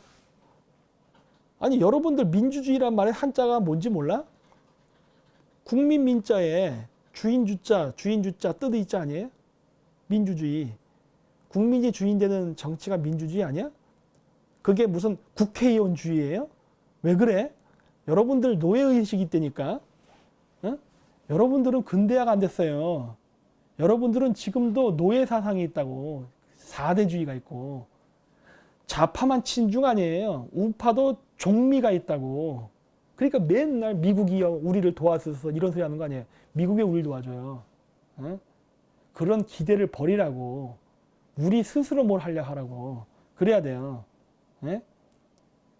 맨날 누구 따라다니는 거 좋아해. 그러지 말라니까.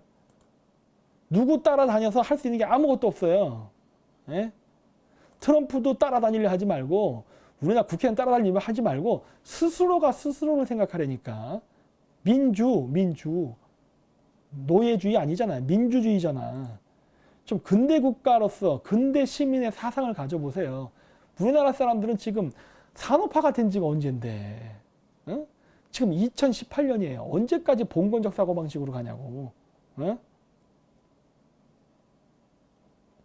대중은 리더가 있어야 돼요. 누가 리더 있지 말재요. 리더가 있어야 되는데 옛날같이 무슨 혈통계승되는 왕조가 아니잖아요. 우리가 뽑는 지도자잖아. 어? 그렇기 때문에 여러분들이 주인의식이 있어야지. 어? 왜 그래 자꾸. 맨날 누구 이렇게 쫓아다니냐. 그런 게 문제. 그러니까 우리나라 민주화가 안 되는 거예요 자꾸. 음, 음.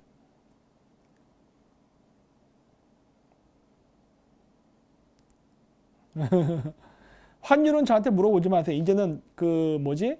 그 금융전쟁의 시대이기 때문에 요동치니까 이제 정확히 모르게 됩니다. 아, 안녕하세요. 저는 동대문 시장에서 자영업자입니다. 지금 동대문 시장은 온 중국 시장입니다. 너무 많아 중국상이 많아요. 그래. 다 팔아넘겼거든. 우리나라 한국 제품이 좋으면 뭐해? 그 한국 제품을 파는 유통시장을 중국인들이 장악해버렸고 제조업체를 중국인들이 장악하고 다 물류 항구도 중국인들이 장악하고 다 장악하는데 그럼 우리는 뭐 하는 거야 도대체? 예? 우리는 팔아서 돈 벌 게 없잖아요. 이걸 왜 그렇게 만드냐고. 응? 다음번 정치인 왜 중국에 대한 강력한 제재를 하겠다는 공약 왜 못 걸어요? 예? 한국 사람들이 미중 무역전쟁으로 미국이 중국하고 사이가 나쁠 때 이럴 때 중국 뒤통수 치면 될 거 아니에요. 어? 미국이 우리를 인권 유린 국가라 얘기하겠어요? 잘한다고 하지? 이렇게 정치를 몰라서요. 응?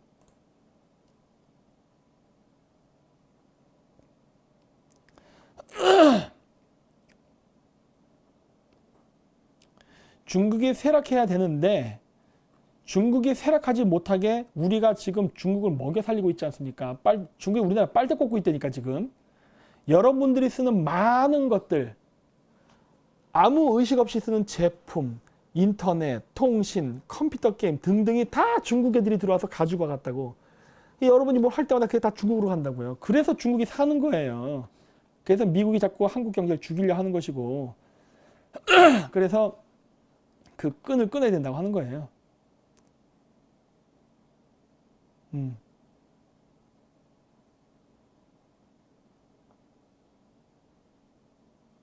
그러니까 사람 이렇게 따라가는 거 하지 말아요.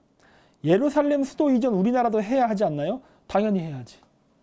그거는 예루살렘 그 대사관을 예루살렘 그러니까 텔아비브에서 예루살렘으로 이전시키는 거는 이스라엘하고 협상을 할 때 하는 게 아니에요. 이것도 모든 건 이게 그 규칙이 있는 거야. 뭐냐?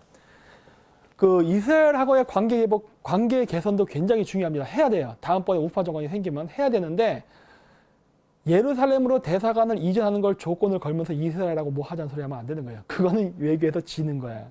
그거는 무조건적으로 하는 거예요. 그냥 일종의 선이지 선이.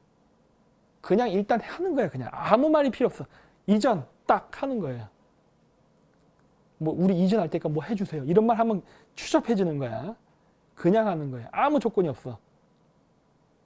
좀 던져주고 그리고 해야죠. 여러분 낚시할 때 떡밥 던지잖아요. 낚시 던질 거 위치에다가 그래놓고 낚싯줄 던지잖아. 똑같은 원리라니까 하지 말라고. 응?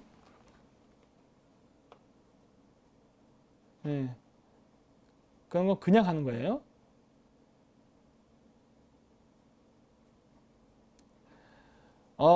기존 정치인들을 몰아내고 대규모 물갈이를 할 수 있을까요? 기성세대의 정책. 기성세대의 정책은 못 바꿀 거예요. 한번 굳어진 생각은 바뀌지 않아요. 근데 기성세대를 대체할 수 있는 인재는 있을 겁니다. 있어요.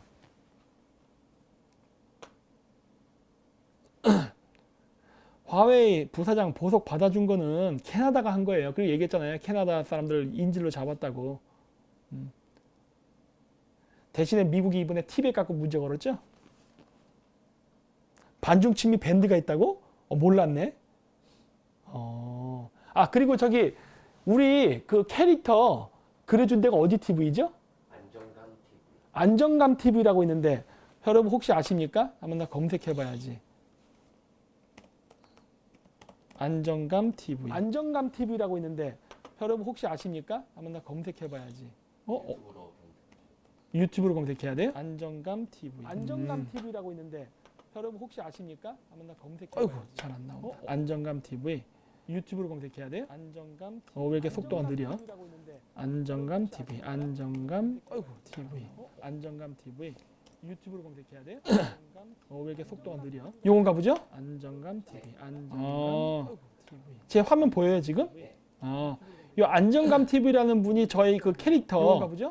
여기 보이시죠? 이런 그림. 이런 걸 만들어 주셨습니다. 그래서 저희 것 쪽도 지금 많이 해서 지금 올리시는 것 같은데 많은 또 이제 그 지원 바랍니다. 그래서 뭐 많이 봐주세요.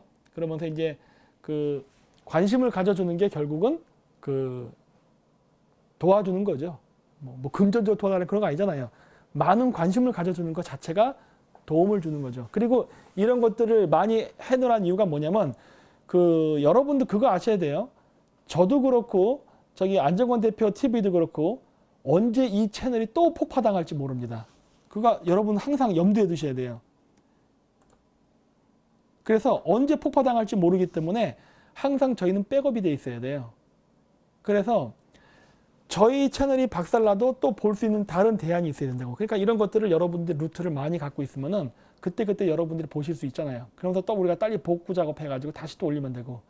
지금 저도 채널 복구하고 있는데 워낙 몇백 개를 만들어놨기 때문에 지금 계속 정기적으로 올리고 있어요. 그래서 제가 만들었잖아요. 제가 지금 공식적으로 만든 채널은 요거 김정민 박사 생방TV 이거 하나, 그 다음에 김정민 국제전략연구소 KJM ISIS라고 나는 게 있어요. 그거, 그 다음에 김정민 국제역사연구소라고 있어요. 요 세 개입니다. 백업으로 이렇게 세 개를 갖고 있는 거예요. 왜 이렇게 했느냐? 한 번 당했으니까. 그렇게 해서 지금 갖고 있는 거예요. 하지만 또 다른 분들도 그렇게 하는 거를 여러 개를 갖고 있어야 블록체인, 그렇죠. 일종의 블록체인 기술이죠. 유튜브에 블록체인화해서 지금 하고 있는 거예요.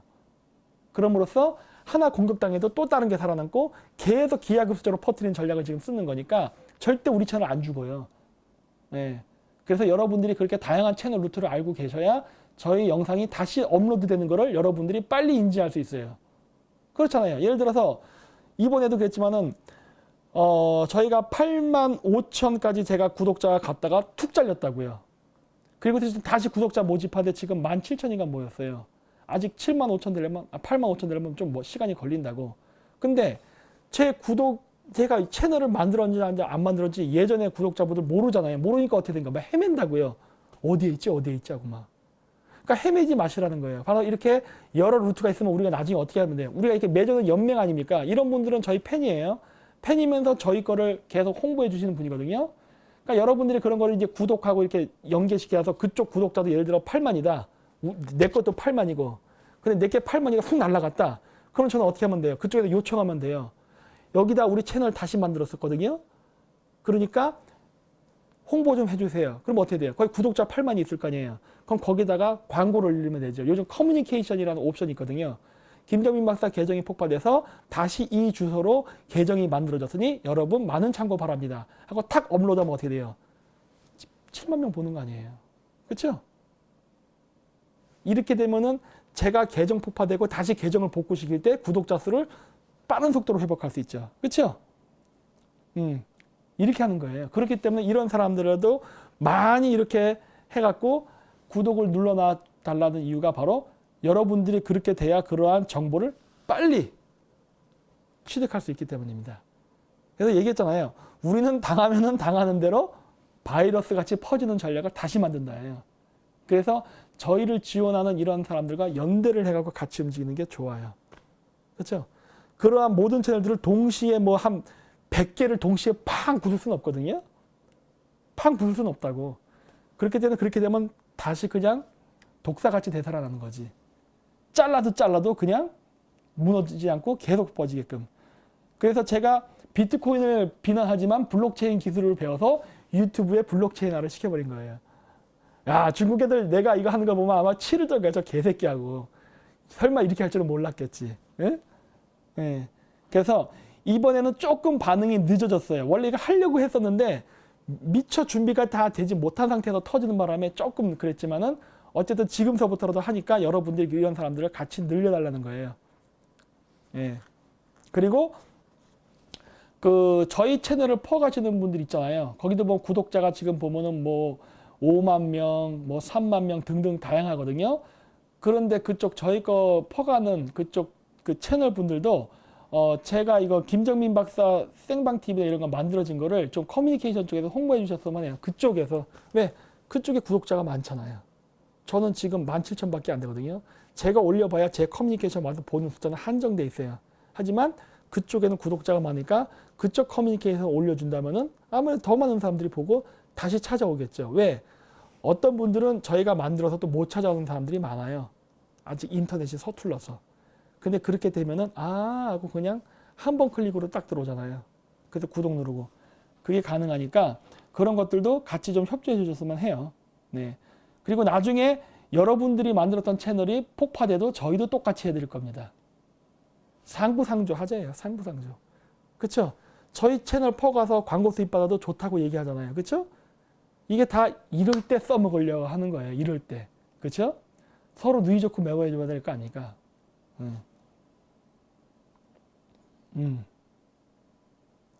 저희가 실시간 일이에요. 아직 이 채널은 아직도 괜찮구만. 봐요. 이거 어떤 분. 하이트님, 나도 헤매이다 이제 찾았네. 이러잖아요. 이런 경우가 발생한다니까. 그렇기 때문에 저희 채널을 퍼가시는 분들이 그거를 좀 그렇게 해주시는 게 좋아요. 네. 그렇죠? 제가 쓰는 방법은 절대로 못합니다.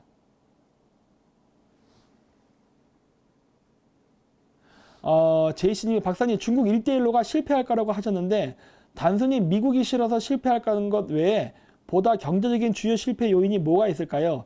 전체 계획은 몰라도 중국으로선 에너지 파키스탄의 파이프라인만 확보되면 이득 아닌가요?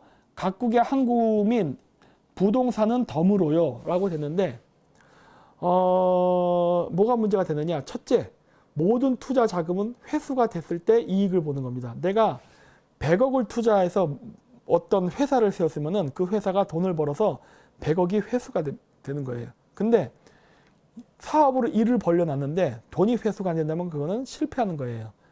1대1로 산업의 가장 큰 위험성은 뭐냐? 거의 지구를 반바퀴를 돌 만큼 엄청난 길이의 철도를 만드는 사업이에요. 즉 철도를 건설하는 기간이 길어요. 즉 돈을 쓰는 기간은 긴데 그리고 나서 거기로부터 수익이 발생해서 손익분기점으로 돌아오게 하는 시간은 더 길어요. 그러면 중국은 그동안 자체적으로 중국 내수 경제가 그거를 받쳐줘야 됩니다. 받쳐줘야 돼요. 근데 중국이 미국하고 수출해서 문제가 생기니까 수지 타산이 안 맞아요. 이러다 보니까 어떻게 돼요? 그러면은 중국은 중국 경제도 발전시키면서 1대1 사업도 계속 유지. 돈이 양쪽으로 들어가는데 이 자금 부족 현상이 일어난다고. 그건 망하는 거예요. 예. 그래서 안 된다고 하는 거예요.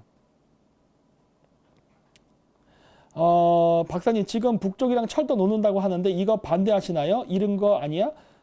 반대한다니까요. 제가 얘기했잖아요. 반대한다고. 저는 남북철도 건설하는 거 찬성이에요. 다른 우파들처럼 막 남북통일 반대 저는 이렇지 않습니다. 저는 찬성이에요. 통일 찬성. 하지만 방식이 잘못됐다예요. 반미를 하면서 통일한다는 건 있을 수 없어요.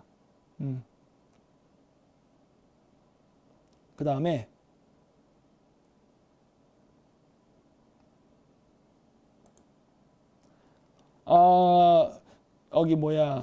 중국의 타오바오 TV 생방송으로 동대문 쇼핑몰 촬영해서 중국 오너 모집해서 동대문 시장 장악하려는 공작인 것 같습니다. 이런 것도 마찬가지예요. 이런 거를 왜 중국 오너에게 넘기냐고. 중국 애들 외국 자본 들어오면 어떻게 해요? 51대 49로 해서 합작해버리죠. 100% 외국 자본에게 주지 않죠. 모든 사업은 상호주의에 입각해서 해야 되는 거예요. 예를 들어서 중국은 우리는 중국의 부동산을 주택 30년, 공장 50년으로 해서 빌립니다. 토지를 빌리는 거예요. 근데 중국은 우리나라에서 땅을 사버려요. 이거 불평등하잖아. 상호주의에 입각해야 될 거 아니에요. 중국이 땅을 안 판다면 우리도 30년 임대를 해야 되는 거예요. 왜 이래? 어? 그리고 중국이 우리나라에서 동대문 시장 같은 거 이렇게 상가 장악하는 거 중국은 그렇게 못하게 51대 49를 하는데 우리는 왜 팝니까? 똑같이 적용하라 해요. 근데 중국은 이런 법을 적용할 때 어떤 짓을 했느냐? 소급 적용도 합니다. 이게 무슨 말이냐? 중국에 어떤 사업가가 들어갔을 때 처음에 계약하고 들어갔던 조건이 있었을 거예요. 그래서 그 조건이 마음에 들어서 사업을 했어. 했는데 10년이 지나니까 조건이 바뀌는 거예요. 야야야 바꿔. 이제부터 바꾸니까 바꾼 규칙 적용해. 이렇게 한다고요. 마찬가지예요. 우리나라도 중국 애들이 부동산을 사고 들어와서 지금 있단 말이에요. 상호주의에 입각해서 우리나라도 주택은 30년, 공장 50년 해야 돼요. 근데 지금 시간이 지났잖아요. 우리도 중국 스타일로 그대로 해주면 돼요. 상호주의니까. 뭐야? 지금서부터는 중국 애들도 부동산 취득 안 되고 임대만 가능하다. 그리고 적용 시한 범위는 2012년부터 중국 애들이 들어오기 시작했을 거예요. 부동산을. 그 2012년서부터 해서 뭐 소급 적용한다 이렇게 해버리면 돼요. 그건 2012년에 산 사람은 지금 6년인가 시간이 지났으니까 앞으로 24년만 쓰는 거예요. 이렇게 법 바꿔야 돼요. 그리고 중국 애들의 그 부동산 임대법에 또 뭐가 있었냐면은 예를 들어서 우리가 공업 개발, 공업 원구를 이렇게 지정하고 공장을 지었잖아요. 근데 만약에 중국 정부가 어떤 프로젝트 일환에 의해서 그 공업 지역을 예를 들어 공원으로 바꾼다든가 주택지구로 바꾼다든가 해서 용도 변경이 될 때는 그냥 그거는 철거입니다. 중국에 그런 법이 있어요. 그래서 예전에 내가 그걸 물어봤어요. 야, 니들 조건 다 해서 공장 짓게 해놓은 다음에 이렇게 법 바꾸면 어떡하냐 했더니 걱정하지 말라는 거예요. 법은 있는데 이런 법은 적용되지 않으니까 안심하고 공장 지세요 이런 거예요. 개수작이죠. 똑같이 적용하면 돼요. 중국 애들이 제주도에 땅 샀단 말이에요. 30년 임대로 바꿔. 그런 다음에 그거 야 그린벨트로 지정할게. 딱 해버리면 돼요. 그린벨트. 미안해. 쏘리. 우리 정부가 중국산 미세먼지 때문에 친환경 정책해야 돼. 우리 여기 산림 개발할래. 막아. 끝이에요. 왜? 중국이 그랬거든. 똑같이 해야 된다니까. 똑같이 하세요. 그래서 중국 애들이 했던 방식 그대로 써야 돼요. 제가 쓰는 전략이 뭡니까? 제가 여러분들한테 게릴라 전략 쓰세요. 이런 연락하는 거. 이거 다 좌파 애들, 운동권 애들이 했던 전략이에요. 그렇죠? 걔네들이 과거 학생운동 할 때 탄압당할 때면서 억울해 하면서 했던 법을 만들었죠. 독재 때 자기들 탄압 못하게 한 거. 그리고 지금 쟤들 권력자 됐죠. 그랬기 때문에 제가 걔네들이 만든 법을 이용하는 겁니다. 제가 쓰는 원리가 전형적인 태극권이에요. 태극권. 왜? 상대방의 힘을 이용하잖아. 난 내 힘 안 쓴다니까. 네. 상대방의 힘을 이용해갖고 그 힘으로 적을 제압한다가 제 전략이에요. 제가 어릴 때부터 합기도를 배웠기 때문에 저는 복싱같이 힘으로 상대방을 제압하는 거 잘 안 해요. 물론 힘도 딸리고 상대방의 힘을 이용하는 전략을 씁니다. 좌파들이 만들어놓은 법을 가지고 저는 언론의 자유를 주장할 거예요. 만들어진 법들. 그렇죠? 그리고 중국 좌파애들이 공산당들이 만들어 놓은 각종 중국 개발법을 이용해서 그대로 걔네들을 연맥일 겁니다. 그렇죠? 그래서 이런 식으로 중국 애들, 그러니까 다음번 우파 정권이 생기면 중국 애들이 우리나라의 경제 침탈, 자본 침탈을 다 이렇게 해서 소급 적용해 버릴 거예요. 그리고 이것을 대한민국 혼자 하면은 집중포화 당하니까 이거를 미국하고 연대해서 국제적으로 적용하자고 주장할 거예요. 국제적으로 합시다. 전 세계 국가가 중국에게 자본 침탈을 당했으니까 이거를 중국과 상호주의에 하자. 중국 법 바꾸지 말어. 그대로 냅둬. 3000년인데 50년 해. 우리도 그대로 할 테니까 하고 싹 바꿔버리면 돼요. 한국만 타격되지 않습니다. 그렇죠? 그러니까 모든 것은 외교적으로 바꿔야 되는 거예요.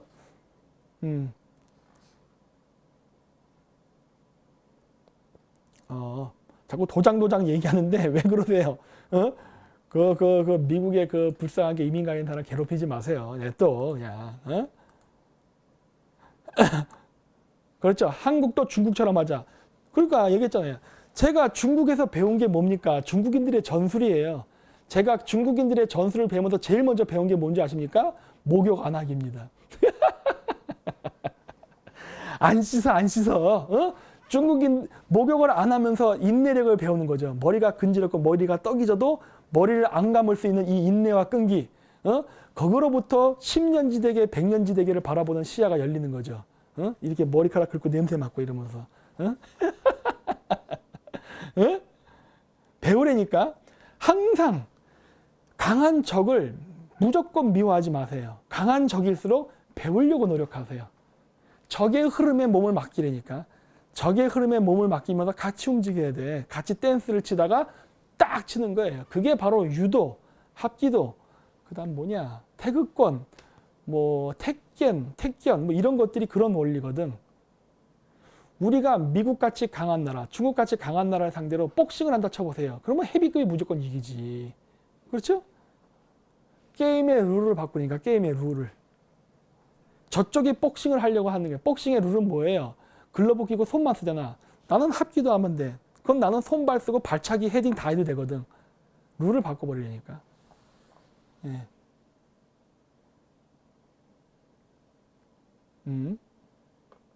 그래서 실질적으로 MMA 파이팅 할 때 제일 무서운 무술이 유술입니다. 복싱이 아니에요. 그래서 자주 딜머리를 긁는구나. 아니요, 그건 아닙니다. 그냥 제가 머리가 근지러워요, 자주. 중국은 물값이 비싸고 온수가 나오는 집이 별로 없어요. 맞아요. 가난한 동네 사셨나 보네. 응? 제가 중국 지역에 가난한 지역에 살았어요. 그래서 제가 살던 지역은 진짜 그랬어요. 온수뿐만이 아니라 냉수도 안 나왔어요. 그 요일이 정해져 있었어요. 단수가 있는 날이 있었어. 단전도 있었어요. 제가 있었던 지역은 중국의 오도구, 우따거우 거기 중에 외국인들이 많이 사는 좋은 지역이 아니라 완전히 저기 뭐야 소림쿵푸에 나오는 그 중국인들만 사는 빈민지역에 살았거든. 제가 유일한 내국인이었어요. 한 달 임대를 내가 4만 원인가 5만 원 냈다고. 한국 돈으로. 아주 저렴하게. 뭐야 이게. 박사님 전 KGB 요원 영상 보셨나 보네. 나 그런 거 몰라요? 내 머리 자체가 교활해요. 이런 거에 최적화되어 있어요. 왜냐? 내가 살던 나라가 그런 나라니까. 내가 유학을 하고 내가 일을 했던 나라가 죄다 빨갱이 국가였다니까. 저는 카자흐스탄에 있을 때 그쪽 그 정보기관 요원들이 저를 4년간 따라다녔어요. 저 새끼 뭐야 그러고 스파이 아니야 그러고. 나이가 30이 넘었는데 무슨 놈의 유학입니까? 유학은. 걔네 나라 같으면 벌써 손자도 낳을 수 있는 나라인데. 응? 그래서 따라다녔다고. 그러다 내가 아무런 문제 없으니까 그 다음에 감시를 풀었지. 저 감시 받았어요.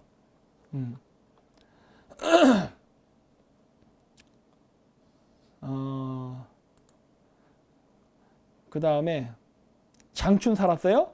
장춘에 예쁜 여자 많다 그러던데. 전 못 가봤어요. 그 다음에 박사님 부인을 꿈속에서 봤습니다. 좋네요. 이름이 뭐냐고 물으니까 반중이래요. 이런 쌍 똑바로 보라니까 똑바로. 꿈을 꾸려면 개꿈 꾸지 말고 제대로 꾸세요. 분명히 아주 섹시하고 예쁜 여자였을 거야.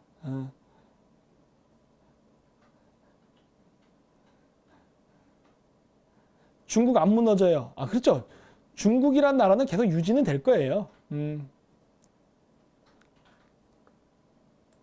그 다음에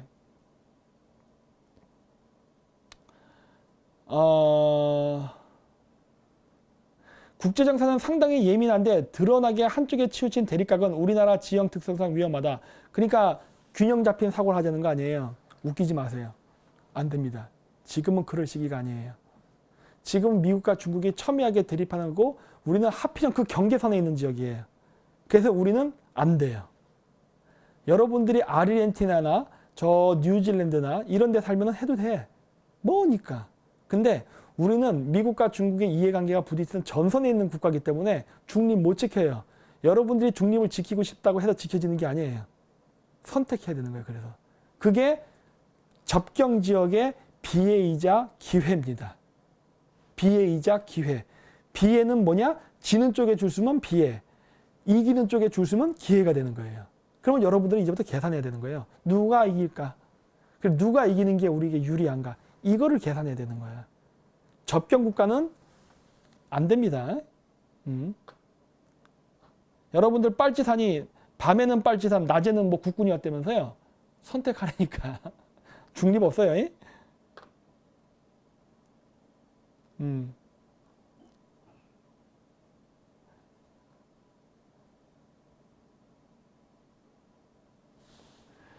뭐 박사님 섹시하고 예쁜 카자흐스탄이나 우크라이나 여잔데 친러나 친중이면 어떡하실 건가요? 대신 박사님을 무지하게 사랑하고 돈이 많고 착하고 예뻐요. 그런 여자를 나에게 소개시켜 주겠다는 거예요. 만약이라는 가설을 얘기하는 거야. 어? 근데 여러분 그거 아셔야 됩니다. 그 친중이나 친러면은 안 해요. 이게 제 소신이에요. 제가 요즘 장가를 가려고 카자흐스탄도 가고 베트남도 가고 여러 군데 가서 여자 소개팅도 다 받아봤어요. 제가 저번에 베트남 간 적 있잖아요. 거기서도 여자 소개를 받았어. 근데 안 했어. 왜 안 했는 줄 아세요? 중국 여자였어. 끝! 모든 대화는 거기서 끝나는 거예요. 나는 베트남 여자를 원했던 거지 베트남에 있는 화교를 원한 게 아니었거든. 내가 왜 해? 미쳤어요? 안 하지. 절대 그렇게 하지 않아요. 등록은 그죠. 그런 여자는 좋죠. 개념 있는 중국 여자잖아. 중국 여자가 아니지. 대만 여자잖아. 응? 그 뭐라고 할까? 전향시켜서 사귀세요? 택 떠는 소리입니다. 그런 식으로 접근한 여자는 스파일 게 10중 8구인데 어떻게 전향시켜? 응? 그리고 왜 그런 위험 요소를 내 주변에 둡니까? 절대 안 두지. 그냥 예쁘고 그러면은 애인으로만 새기세요. 결혼하지 마. 왜 해? 그러니까 그게 중요한 거예요. 이 남자의 단점이 뭐냐? 예쁜 여자만 보면 흐물흐물해져서 간이고 쓸기고 다 빼주려 한다고. 절대 그 짓 하면 안 돼요. 거시기는 뜨겁게, 머리는 냉정하게, 차갑게 가야 된다니까. 네? 거시기는 뜨겁게, 머리는 차갑게 가야 돼요. 뭐냐? 공과사 구별하라고. 그래서 얘기해. 러시아 애들이 옛날 때 어떻게 했느냐? 러시아 여자들이 예뻐요. 그래서 러시아 여자들을 이용해서 미녀 스파이 전략을 소비에트, 지금도 러시아 애들이 그 전략을 써먹고 있다고. 어? 근데 왜 그 전략에 넘어가? 하고 끝. 아무것도 주지 말어. 그거예요. 왜 해? 어? 등신같이 이러면 안 된다니까. 뭐 섹스 못해서 환장했어? 아니잖아. 그러니까 얘기했잖아요. 누가 말은 쉬워요 그러는데 저같이 중앙아시아에 오래 살면서 예쁜 여자를 많이 보면은 단련이 됩니다. 많어 너 같은 여자 이렇게 된다고. 그런 걸로 지금 나를 꼬시려고 택도 없어 그렇게 나가야 돼요. 뭐야 이게 강심판이에요. 박사님 한국 여자 결혼하세요. 외국 여자에게 주기 아까워요.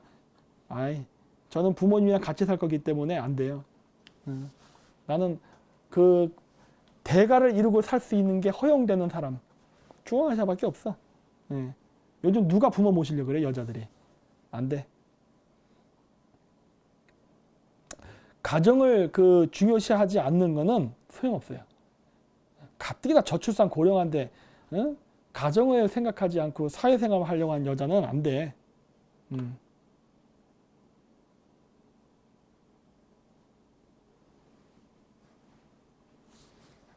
뭐야 핫 아이씨 백인 여자 냄새 많이 나는데 정말 환타지 쩌네. 저 환타지 없어요. 이렇게 말하시는 분은 해봤수? 해봤수? 상상을 하지 말고. 나는 잘 알아요. 그런 편견을 갖지 말라니까 그러네. 그 다음에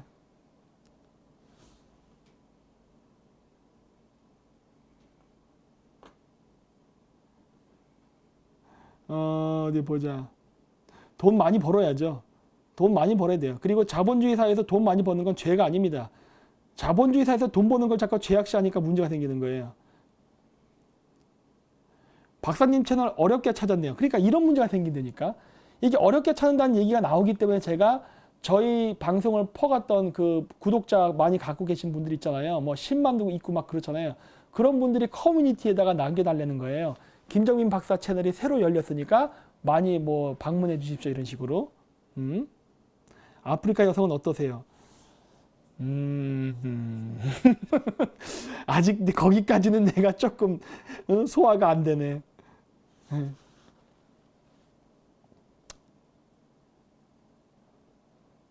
네, 눈썹 문신 했습니다.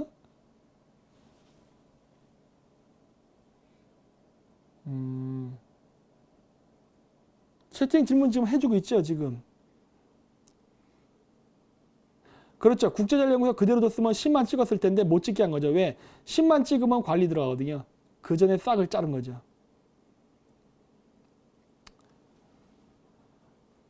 뭐 여기 뭐 다른 채널들도 막 자꾸 물어보고 하는데 제 생각은 그렇습니다.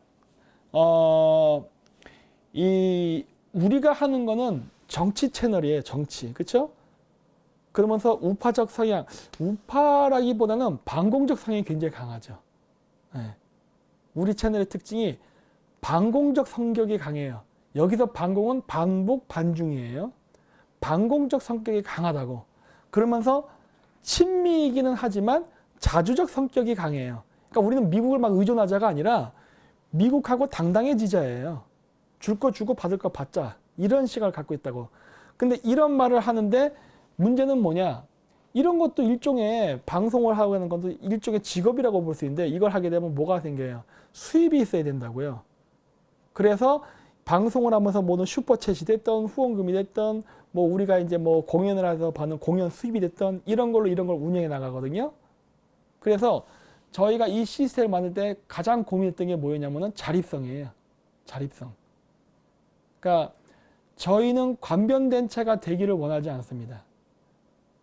정권의 하수인은 되지 않겠다요. 관변단체, 즉 어떤 특정 정당을 막 밀어주면서 뭐 아부 떨어가지고 뭐 어떻게 좀 다음번에 자리 좀 잡아볼까, 어떻게 좀 지원금 좀 받아볼까 이런 생각을 잘 안 해요.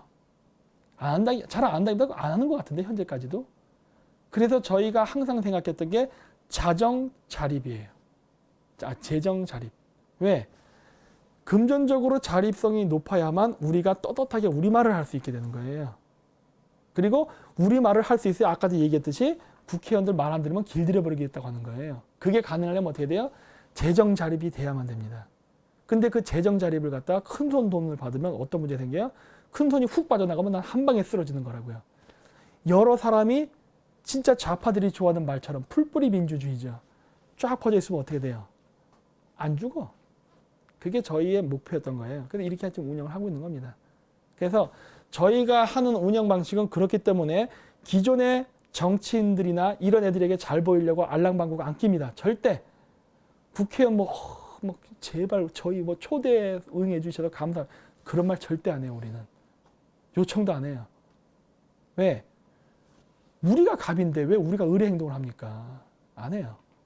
그래서 그러한 거를 유지하기 위해서 재정 자립에 굉장히 심혈을 많이 기울였어요. 그래서 재정 자립도가 상당히 높아졌습니다. 지금 추세로 간다면 제가 봤을 때 올해 안에 12월 달 지나면은 재정 자립도는 100% 완성될 것 같아요. 우리 목소리 떳떳하게 낼 수 있는 거예요. 그래서 저희는 그렇게 뭐 반문연대 한다고 하는 국회의원들 뭐 데려다 놓고 막 하면서 당신 훌륭함 이런 똥구녕 반지 절대 안 합니다. 안 하고 그런 새끼들 나타나면 욕을 해요. 야, 이 개 같은 이러면서 욕을 한다고. 신념 넘는 새끼 이러면서. 왜? 재정 자립도가 돼 있기 때문에 그런 거예요. 그러면서 그런 비겁한 정치인들을 비판할 수 있게 되는 거예요. 저는 그 우리나라의 많은 인터넷 우파 채널들이 재정 자립도를 갖고서 그렇게 됐으면 합니다. 저희만 정치인들을 까서는 안 돼요. 모든 우파 인터넷 채널들이 그런 식으로 국회의원들을 자꾸 까야 됩니다. 그러면서 문재인도까지만은 우파 정치인들도 까야 돼요. 왜? 뭐가 됐던 우파 정치인들도 부정부패 때문에 기득권에 대한 안이함, 그 다음에 주사파에 대한 그 경계심이 풀어졌던 거, 중국에 대한 그 안이함 등등 이런 모든 것들이 복합적으로 연결돼서 결국 최종적으로 정치에 진 거거든요. 그렇기 때문에 이거를 회복하기 위해서 우리는 정신을 바로 잡아야 되고 힘을 다시 키워야 된다고. 그러니까 적도 공격하지만 내부적인 청소도 해야 되는 거예요. 이거 동시에 해야 된다고. 근데 그냥 저쪽만 욕하고 그냥 이쪽 대충 넘어간다? 문제가 어떻게 되냐? 대다수의 부동층들이 우리에게 안 오게 돼요. 그러면은 이 부동층을 못 잡으면 선거는 집니다. 부동층의 마음을 움직이려면 뼈를 깎는 각골통안의 개혁이 있어야 된다니까. 근데 안 하려고 하잖아요. 왜? 지들 밥그릇은 지켜야 되니까. 그렇기 때문에 그걸 밖에서 아가거리면서 압박을 해야 된다고. 그렇기 때문에 국회의원들 모아놓고서 뭐 사이다 발언하십니다. 대단하십니다. 똥구역 반짓 하지 말라는 거예요. 너희 새끼야 똑바로 안 해? 이런 식으로 나가야 되는 거예요. 쓸 때 쓰더라도 군기교육 시키고 써야 될 거 아니에요. 응? 그리고 제거해야 될 놈은 제거하고. 원래 그렇게 하는 거예요. 원래. 그래야만 우리가 이길 수 있어요.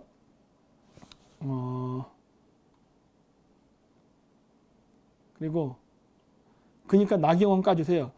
나경원은 병신이에요. 병신. 네? 할 수 있는 게 없어. 걔는. 뭘 할 줄 알아 도대체. 네? 일을 할 줄 아는 사람을 뽑아야지. 그 가오마담 아니야. 가오마담. 응? 가오마담 뽑아놓고 뭘 정치를 하겠다는 거예요 도대체. 걔가 뭘 했는데. 네? 그 과거를 뭐 인터넷 검색 좀 하세요. 왜 이렇게 게으르십니까? 예?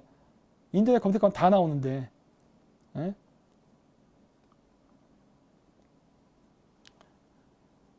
그 다음에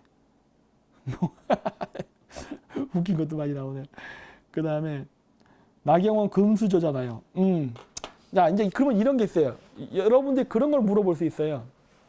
아니 그 좌파들이 어떤 전략을 썼냐면 이게 참 우리가 굉장한 딜레마가 있는 게 뭐냐면은 우리의 딜레마는 뭐냐면 좌파 빨갱이랑 싸우면서 우파들의 부패하고 나태한 사람들과도 양쪽을 동시에 싸워야 되는 딜레마에 오늘날 우리나라 사람들이 지금 있습니다. 현재 우리의 위치가 그래요. 우리의 위치가. 이 문제가 왜 생겼냐면 옛날 때 우파 사람들이 경제 성장을 할 때 그거를 공으로 삼으면서 게을렀던 거에도 한 문제가 있다고요. 너무 우리가 긴장을 빨리 풀었다고 했잖아요. 그러다 보니까 어떻게 되느냐. 기득권 카르텔을 형성했어요. 그건 우파 사람들 반성해야 된다고. 우리나라에 우파 기득권 카르텔이 존재한다니까. 그 기득권 카르텔 때문에 출세를 할 수 없게 장벽을 만드는 게 생겼어요. 소외계층이 생겼다고. 뭐 어쩔 수 없어. 사실은 어쩔 수 없는 거예요. 급진적 경제 성장 그런 일이 발생해. 근데 아까 얘기했지만 부지런했어야 돼요. 왜? 우리가 냉전이 안 끝났는데 끝났다고 생각하면서 방심을 했기 때문에 그 빈틈을 좌파들이 노린 거예요. 자, 이 얘기를 제가 왜 하느냐. 보통의 정상적인 케이스가 됐으면요. 나나 안정원 대표 같은 사람들은 좌파가 됐어야 되는 게 옳아요. 무슨 말인지 아세요? 기존의 우파 기득권 세력들한테 소외받는 세력이라니까. 우리는 왕따예요. 왕따. 소외받는 세력이라고. 그 소외받는 세력이기 때문에 소외를 당해서 있는 사람들을 좌파들이 끌어갔다고요. 진해 쪽으로. 야, 저 새끼들 족같지? 우리한테 와. 우리가 키워줄게. 이렇게 나갔다고요. 그래서 많은 사람들이 작용화 돼버린 거예요. 여기서. 응? 그래서 대부분의 사람들이 작용화 되는데 나나 안정원 대표 같은 굉장히 특이한 케이스예요. 안 됐지. 물론 저는 외국에 있어서 안 됐을 수도 있어요. 근데 그러면은 왜 이러한 상황 속에서 제가 좌파 애들은 저한테 자주 물어요. 김 박사 왜 우파에 문제가 많은데 우파 두둔하세요? 이런 얘기를 많이 해요. 왜 그런지는 간단합니다. 좌파에 빨갱이가 있기 때문에 그런 거예요. 간단해요. 제가 하는 건. 좌파에 빨갱이가 있기 때문에 못 가는 거예요. 글로. 나는 공산주의자는 싫거든. 내가 공산주의 국가에 살아봤기 때문에 공산주의가 얼마나 족같은지를 잘 알아요. 공산주의 국가가 되면요. 계층의 변화는 원천 차단됩니다. 원천 차단이 돼. 출세를 못 한다니까. 그래서 내가 싫은 거예요. 지금 우파 사람들이 만들어온 이 경제 발전과 이 시스템은 과거와 같은 활력을 잃어버렸어요. 계층의 점프나 이런 게 안 되고 둔해진 건 사실이야. 하지만 고쳤을 수는 있어. 근데 좌파는 빨갱이가 들어있어서 아예 안 된다니까. 그래서 그런 거예요. 그래서 나도 성공하고 싶다니까. 나도 돈 벌고 싶고 나도 출세하고 싶어. 그런데 공산주의는 안 되기 때문에 이쪽에 있는 거라고. 그래서 제가 얘기하잖아요. 누군 좋아서 이 짓 하냐는 거야. 그런데 대부분의 사람들이 저 같은 입장의 사람들이 무진장 많아요. 무진장 많다고. 왜? 자유한국당 싫어하는 사람 무진장 많다니까. 할 수 없이 찍었던 거예요. 할 수 없이. 왜? 빨갱이 되긴 싫으니까. 응? 그랬고 그거를 이용해서 게으른 기득권 우파 정치인들이 야야 선거 치러 왔다. 우리 한 뽑은 대안 없지? 따라와라. 이런 식으로 했던 거예요. 그래서 내가 이거를 제동을 걸려가는 거예요. 더 이상은 속으면 안 된다예요. 네? 그렇게 되지 말아야 된다요. 왜? 여기서 지쳐서 좌파로 전향한 사람이 많은데 가봐야 죽음의 길이라니까. 이제 느끼시잖아요. 여태까지는 보이지 않게 좌파가 있다 수면으로 탁 나오면서 정권 잡고 주류가 딱 되니까 어떻게 돼요? 경제 확 무너지죠? 미국이 죽여버린다 그랬잖아. 이렇게 하면은. 네? 이제 실감했잖아. 정신 차리라는 거예요. 좌파 정권이 종북인지 몰랐는데 진짜 종북행위 하잖아. 이제 알았잖아. 종북행위 하는 거 드러났고 경제 무너지는 거 봤잖아요. 이제 알았잖아. 알았으면 어떻게 해야 돼요? 우파로 돌아와야 돼요. 우파로 돌아와야 되는데 지금의 우파는 좌쪽으로 갔던 사람들이 우파로 가기에는 너무나도 거부감이 있다고. 왜? 그게 싫어서 갔던 사람들이기 때문에 일로 안 간다니까. 그게 싫어서 좌경화됐던 사람들이에요. 물론 여기 생각은 일반 대중이에요. 일반 대중. 즉 빨갱이가 아닌 일반 대중. 응? 정치 이념 없이. 이런 사람들이 그래서 지금 문재인의 경제 실패로 지금 계속 나오고 부동층을 형성하고 있는 거예요. 이거를 흡수해야 되는데 이거는 절대로 기존 우파 정치는 못해요. 능력이 안 된다고. 그리고 그 사람의 인생과 역사가 그런 사람들을 싫어해요. 왜? 검색하면 다 나오거든. 그래서 그런 거야. 그러니까 우리나라는 지금 국민들이 굉장히 냉철하고 이성적이 되는 시기가 온 거예요. 그래서 제가 얘기하는 거예요. 지금 보다시피 저는 좌파 우파 다 깐다니까. 제가 좌파 우파를 다 깔 수 있는 이유는 경제적 자립도가 있기 때문에 까는 거예요. 그래야 소신 발언이 가능해요. 그렇죠? 그러면서 지금 제가 좌파 우파를 다 까면서도 그래도 60%는 우파 쪽을 지지해주는 편인 거예요. 심적으로는. 왜? 그래도 공산화는 안 되니까. 응? 어려운 현실이라는 거예요. 우리나라의 많은 사람들은 이거를 지금 생각해야 돼요. 예? 그래야 돼요, 지금. 우리나라 국민들 똑똑해져야 돼요. 그러니까 좌파 쪽에 있는 사람들도 잘 보라는 거예요. 응? 이제 문재인이나 그쪽 추종자들이 빨갱이가 때가 증명이 됐기 때문에 정신 차리라 해요. 정신 차렸다 해서 무조건 기존 우파한테 가는 거 거부감 느끼잖아요. 아, 그 심정 저도 충분히 이해해. 왜? 나도 피해자니까. 어? 그런 사람들이 피해자라니까. 다 의도적으로 막았어요. 여러 가지 사회 진출의 기회를. 나도 그거 잘 알아. 나도 그걸 느껴봤고 나도 그거 피해됐고. 더러워서 카자흐스탄 유학 가버린 거 아니야. 직장 생활하다가. 더러워서. 에? 하도 차별받으니까. 그랬기 때문에 충분히 그거 안 되니까. 예.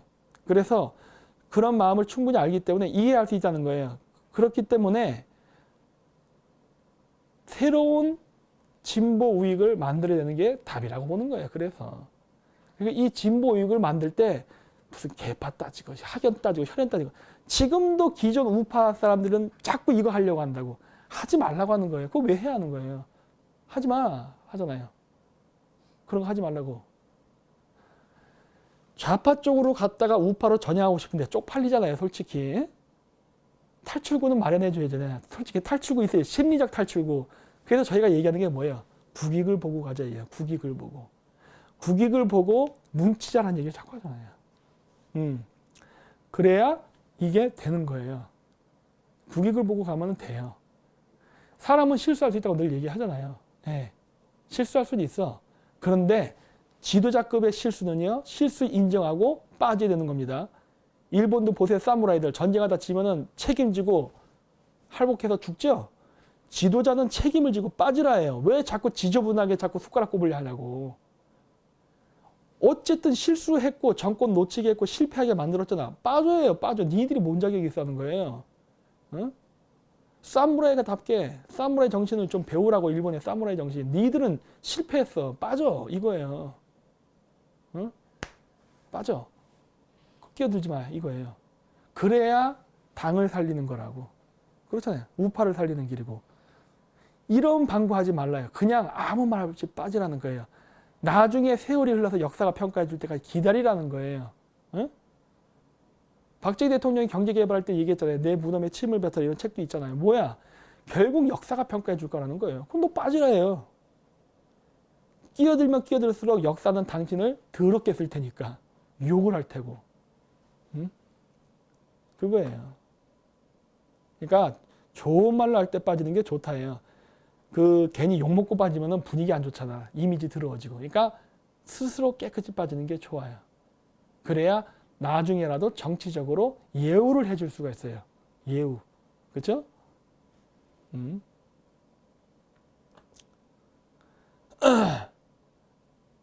그래서 오늘 제가 1시간 111분이면 1시간 40분 정도 했네. 그래서 꽤 많이 했는데 이제 슬슬 마치려고 합니다. 그래서 우리나라 국회의원들은 그 엘리트 의식을 가져야 된다고 봐요. 뭐냐? 맨날 서민 얘기하는데 엘리트 의식 가져야 돼요. 그러니까 프로 의식을 가지라고. 프로 의식. 과거에는 헝그리 정신으로 했다면 이제는 프로 의식을 가져야 돼요. 선진국이 돼야 되니까. 프로 의식이란 건 뭐예요? 나갈 때와 빠질 때를 깨끗이 하라는 거예요. 깨끗이. 진짜 귀족답게, 지도자답게, 엘리트 같이 행동을 해야 돼요. 그래야 국제사회에서 엘리트 정치 그룹에 들어가서 당당하게 우리가 이야기를 할 수가 있어요. 지금같이 하면은 외국 정치인들, 우리 정치인들을 개같이 봐요. 이게 뭐야 이게. 니들이 정치인이야? 이렇게 된다고. 대접받으려면은 엘리트답게 굴라고. 엘리트답게. 그래서 오늘 굉장히 두서없이 여러 가지 이야기를 많이 했는데 그 국회의원들은 어쨌든 스스로 빠지십시오. 1년 반 남았습니다. 1년 반 동안 아니면 그거 있잖아요. 안정권 대표 방송에 나가서 반성문 쓰세요. 그 누구 한번 아무나 한번 먼저 와보시지. 오셔가지고 한번 인터뷰 한번 하시지 그러세요. 누구라도 좋으니까. 네? 그래서 한번 욕 바가지를 한번 드시고 욕도 먼저 먹는 게 낫잖아요. 그 욕을 먹는다고 해서 여러분들이 손해보는 거 절대 아니에요. 왜? 우리가 그렇게 모진 사람들은 아니라니까 그러네.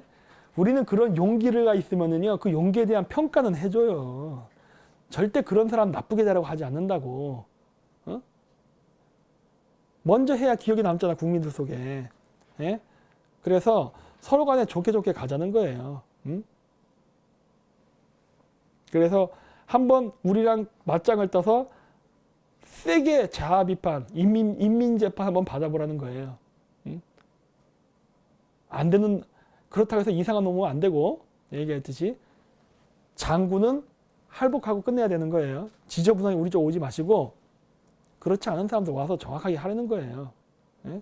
그래서 우리 다시 한번 선거 1년 반 남았으니까 다시 한번 우파가 환골탈퇴할 수 있는 기회를 가져보자고요. 자, 그래서 내일 이제 또 광주 가야 되니까 오늘 방송은 이제 일찍 끝내야겠습니다. 저도 자야 되고 또 이제 조금 있다가 안정권 대표 썰방 할 거거든요. 이거 끝나가면 바로 할 거니까 그쪽으로도 채널 고정해서 또 봐주도록 하십시오. 그래서 저는 빨리 끝낼게요. 그래야 또 준비하니까. 자, 그래서 오늘 끝까지 시청해 주셔서 대단히 감사하고 오늘 한 6,200명 정도 보셨는데 대단히 감사합니다. 그래서 다음 주 화요일 날 김기사 아침에 방송이 있으니까 그때도 많이 시청해 주시고 또 이제 금요일 날 9시 9분에 또 이렇게 게릴라 방송 할 거니까 그때도 많이 봐주시기 바랍니다. 네, 오늘 시청해 주셔서 대단히 감사합니다. 안녕히 가세요.